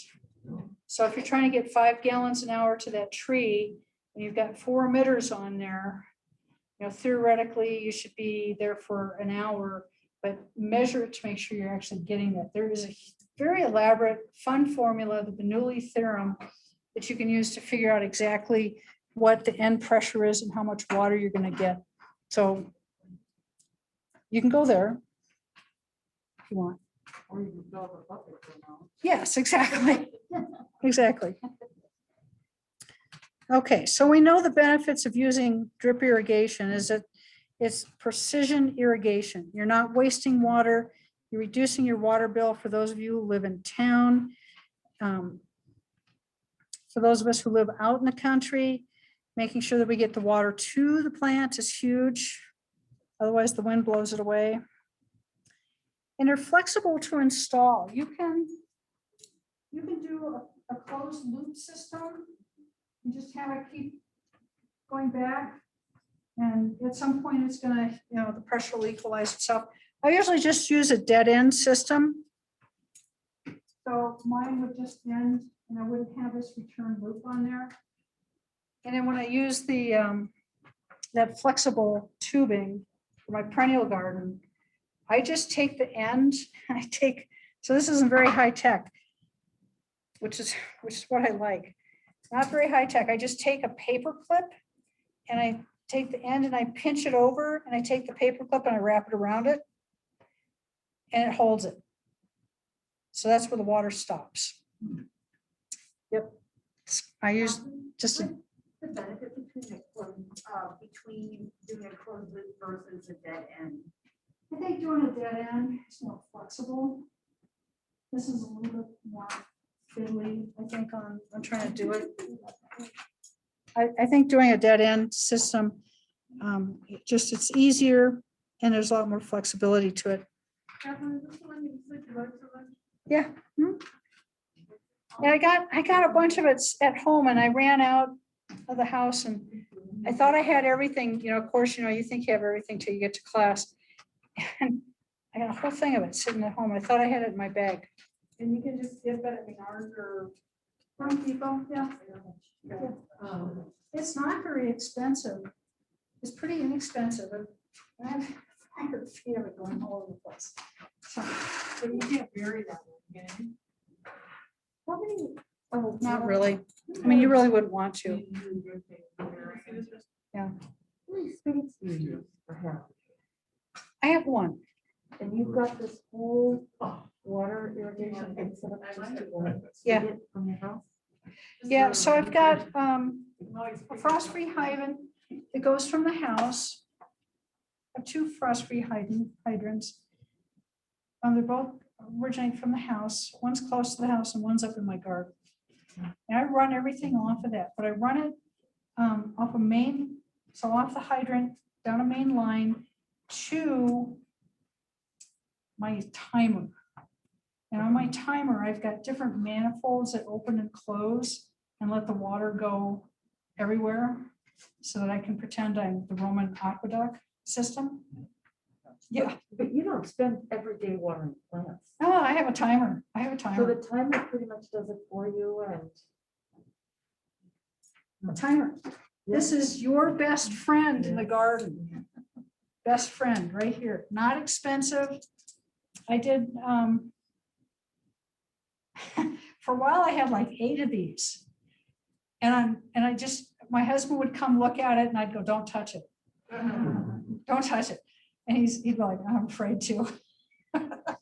So, you can hook up a whole bunch of these or you can get a lawn garden water timer and just do it off of that.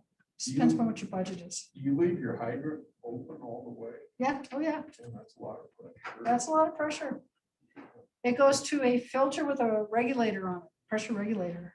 Yeah, that pressure regulator is your best friend, saving your system. Yeah, For all of these irrigation systems, you don't need to put like tack them down like with a hand stake or anything. Do you ever, or you do? oh yeah. As I say, it's pretty lightweight and. I don't have problems with it blowing away, but I do use the landscaping staples, which are those loops. You use tent stakes, you can use, I've got a friend who uses tent stakes and bungee cords. On that real lightweight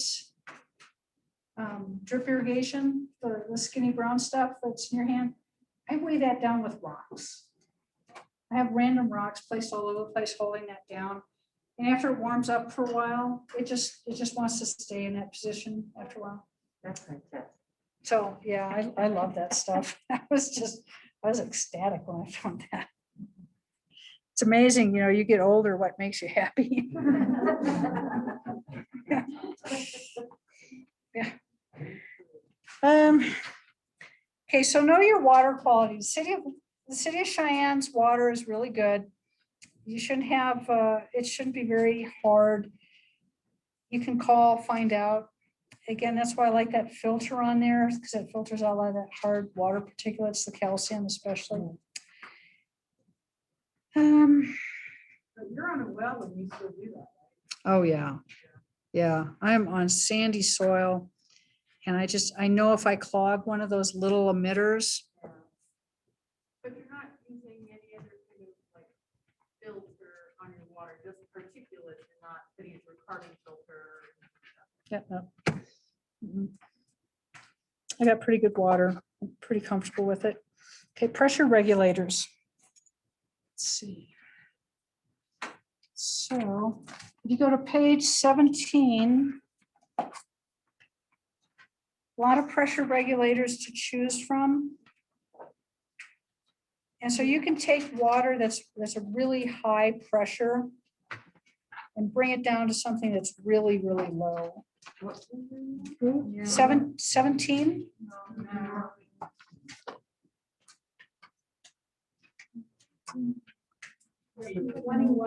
Oh, really? So I grabbed the catalog that was on my desk and not the catalog that you guys got, so I have 2 different catalogs. So that's good. You found the pressure regulators. So now this will be a hunt. Yeah. They're not expensive, really. Yeah, they're not very expensive. Yeah, here we go. Page 21. So for $13, you're going to save your drip system, your water filter and your drip system from having a blowout someplace. Yeah, Have a limited lifespan or? not really? on the pressure regulators, Yeah, and the filters. mine have lasted, the ones I've got at home, 15 years, still going strong. The only time they fail is if I get carried away with the lawnmower. And I can tell you, a drip system does not stand up to a lawnmower. You have to take these off and store them over the winter. I do take the filters off, I drain them. I have an outside shed, I just store them in that, or I'll just drain them, and I still have a lot of them on a long PVC main line. And so I'll just drain the whole PVC main line and just hang them on the fence. So I have never babied any of this stuff, just haven't. I've kept the drip system. The drip tape, you want to be really careful that you don't kink it. So when I store it, it gets stored straight, flat, or I'll hang it on the fence. But kinking it usually is going to create a weak spot. So if you bury your drip tape, you dig it up at the end of the year with the garden, pull it out. I only have one time that I bury the drip tape. Otherwise, it all stays right on the surface. Okay, just under your yard wrap or whatever it is. Right, so whatever mold you're using. so this is the soil line here. So this is my soil.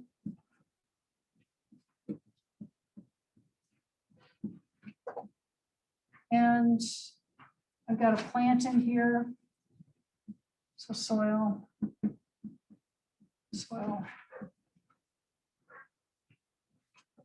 My drip is going to be right on the surface.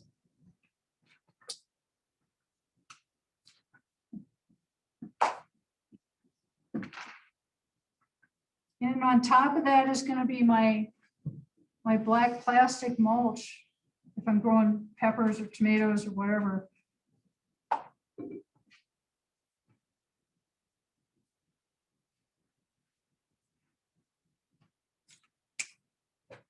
So there's only one time when I bury that drip tape. And then that's when I'm growing potatoes. And then it's seam side down, or when it's on the soil surface, it's seam side up. But when I dig a big trench for my potatoes, I'll put this in the trench, seam side down. I've got the seed potato. I've tried it both on top and underneath, and it works either way. Then I bury everything, and then I dig this up at the end of the season. But potatoes are very thirsty, very, very thirsty. The seed potato is buried deeply, and so if you think about on the potatoes, so you've got a big trench, right? And you bury your potatoes down in here, and your drip tape on top of it. And so from a side view, here's your seed potato. It's putting out roots. And then here's the leaves. And you mulch it. If you're watering it up here,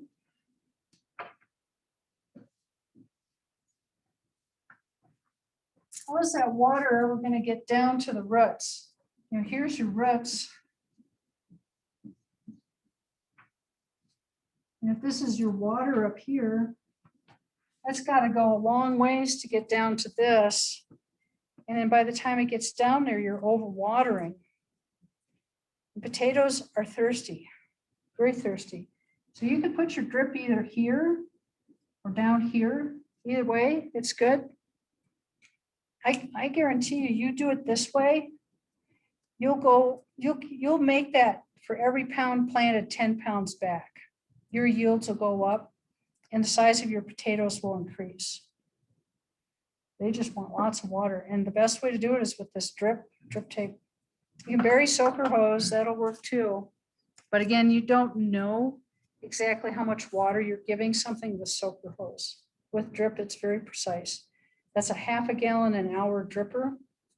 You pretty well can bet that's a half a gallon that's coming out. On page 43, it talks about winterizing. Yep. Yeah, so this is the new quiz. So find in your catalog. I just grabbed the one that was sitting on top of my desk. Oh, well. So on page 17,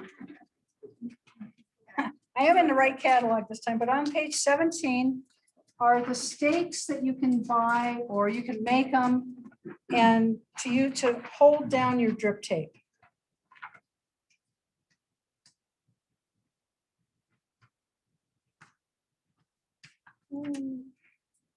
Definitely get a tool. On page 16, they talk about, it says create holes quickly and easily. It should say create holes without having to go to the ER. So you definitely want to spend some money on getting one of these hand punches. They can be fancy. I like the idea of yellow because I can set the purple one down and I can still use it. On page 18 and 19 are the filters. You really don't need a fancy one. You don't need one of the big expensive guys. They cost about $14, $15. So you're not going to have a lot of money tied up into a drip irrigation system. But the two most important things are going to be that filter and that pressure regulator. Oh, and the hand punch too. Get the hand punch. Get a hand punch. Let's see. I don't like the little sprays. You can get a spaghetti tubing going to another little emitter that sprays the water. Anytime you can avoid spraying the water is really important. And then they make adapters. They make some really great adapters for sprinkler system. So if you've got a lawn sprinkler system in with the pop-up heads, that they pop up and they go like that.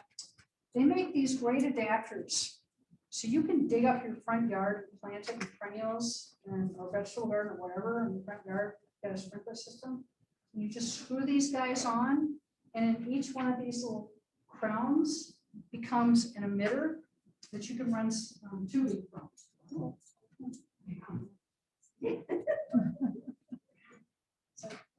A front lawn, that makes me crazy. Plant flowers. Ooh, yeah.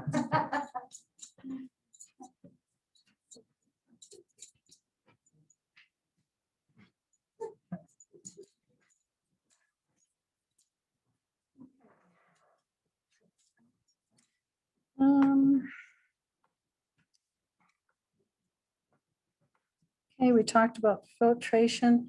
Again, the drip emitters, these are the guys with the little barbed ends that need an applicator to punch into the main line.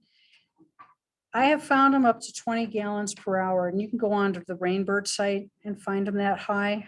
That takes a big main line to deliver that much water. I've got 5 gallon an hour ones for some trees.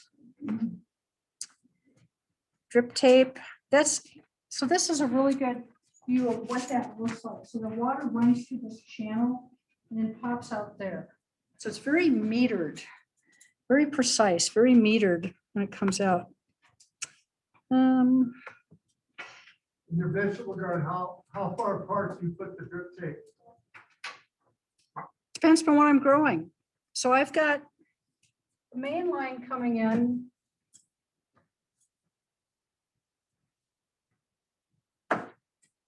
So I've got a PVC line coming in, then I've got valves or manifolds every foot. And so there's a little lever on these I can turn on or turn off. I've got my filter, my pressure reducer. Water's coming in this way. I've got drip coming off like this. And it depends upon what I'm going to grow that year and what my map tells me to do. So if these are 1 foot apart, gives me huge flexibility in how I design my garden and how I set it up and rotation. So if I want to do tomatoes, and I said, well, I'm going to need at least here, I want 4 feet. I do my tomato arch here and grow them up a trellis. That means I can either plant something temporarily under here, like lettuces, radishes, carrots, that sort of thing that's not going to be there all year, all growing season. And when I harvest them, I can pull it out. I can pull the drip tape off and I can turn that off. This is on, of course. And so I can rotate it. So they're at 1 foot on centers. Even that 1 foot on center really gives you a lot of flexibility with rotation and growing things.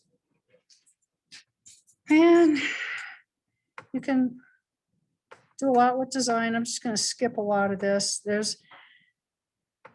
You can go crazy with the math on this. We'll leave it at that.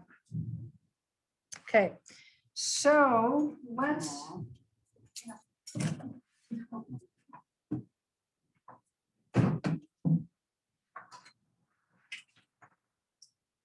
Oh, and then on your drip tape, when you get to where you want to stop it, there's a whole bunch of different ways. So on your main line, there's this little figure 8 thing. So you can put it on here and fold it over. And that's all it takes. They're easy to lose at the end of the season. So in the beginning of the season, when you put your drip system together, you want to blow this out. And so I'll hook this in, hook everything up to the main line. I'll run water through it to blow it out, blow all the bugs out, because I think this is a great place to live. And so you'd be surprised at the stuff that comes out. And then these are really easy to lose, but it doesn't take hardly any. If you got some twine, you just pinch it over and tie it down with twine. That's all it takes. Easy. You have to use a regular hose to go from the water source on your house to the garden. You just use a regular hose and then it plugs into this skinner. Yep. I have a really good quality hose that I use. Yeah, that's something I don't think on as a hose. Okay, so here's the drip tape from Drip Works. This has a timer because I've been on your case about a timer's your best friend. This is the main line I'm talking about. This is the hard plastic. And so having that applicator is really important because you can use a drill, but you've got to be pretty handy with it and not go all the way through to your. You don't want to be an emergency room victim.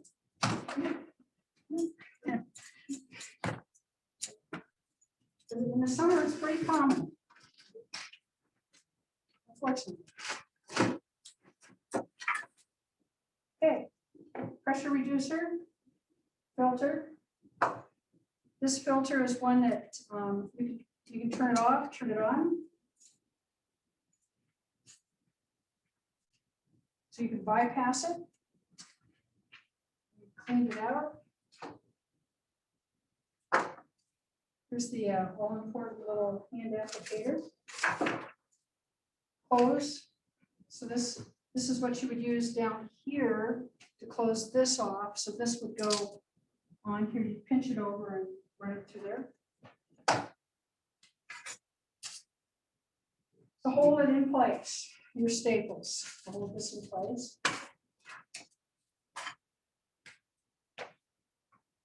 Oops, I ran it over with one more, and now I need to fix it.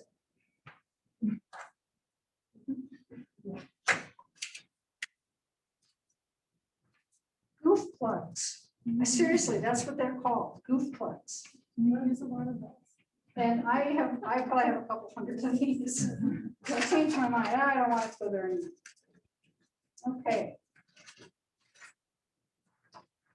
So now. What I want to do. Catherine, you said you have a big PVC pipe, and then you have this too, and then you have a garden hose. I'm wondering how those link up to each other. There's all sorts of different pieces of hardware, like fittings. But like, if you start from your frost-free hydrant, is it a hose that comes directly off of that? Yep. Okay, and then the hose connects to just the PVC? Yes. Okay. Yes. I have a lot of hose.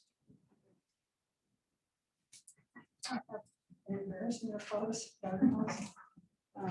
But when you live out in the county, you end up with like a half a mile of garden hose for some reason. So if you all would take a little piece of paper and write your name on it and then fold it. Those of you who think you want to try for the drip kit and run a little raffle.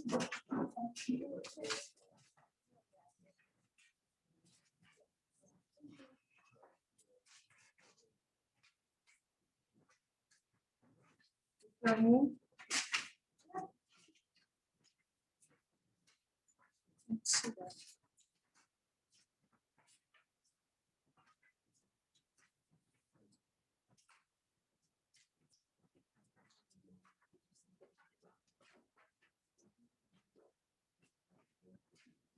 Normally I ask the guy there, like, can I borrow your pocket knife?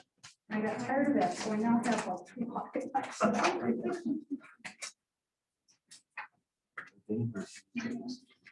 Pocket knives? Unsafe. They are. Okay. That's what we're like.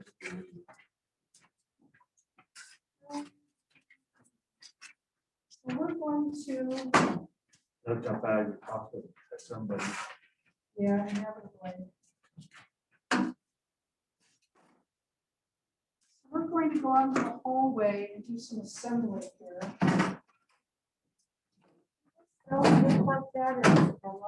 What's that? They have kits like similar to this. They have that kit in there. Oh. Yes. Yeah, so, So when I don't win, I can just go buy it. right. So the kit that I'm using came from here.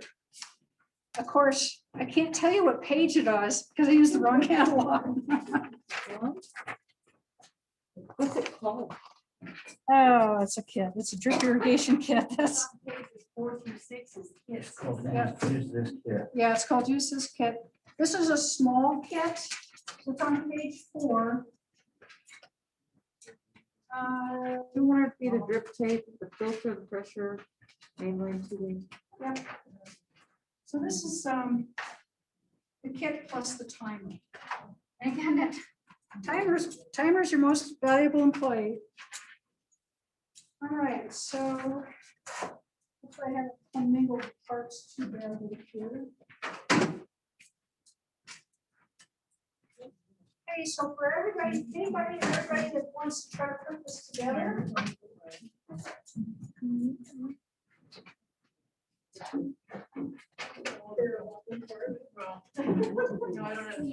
No, I don't know. You should put your name in there.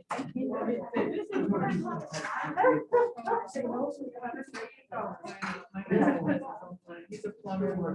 Oh, boy. So we're gonna put our name, sorry. Yeah, you better find it. Did she say where we put our name? She's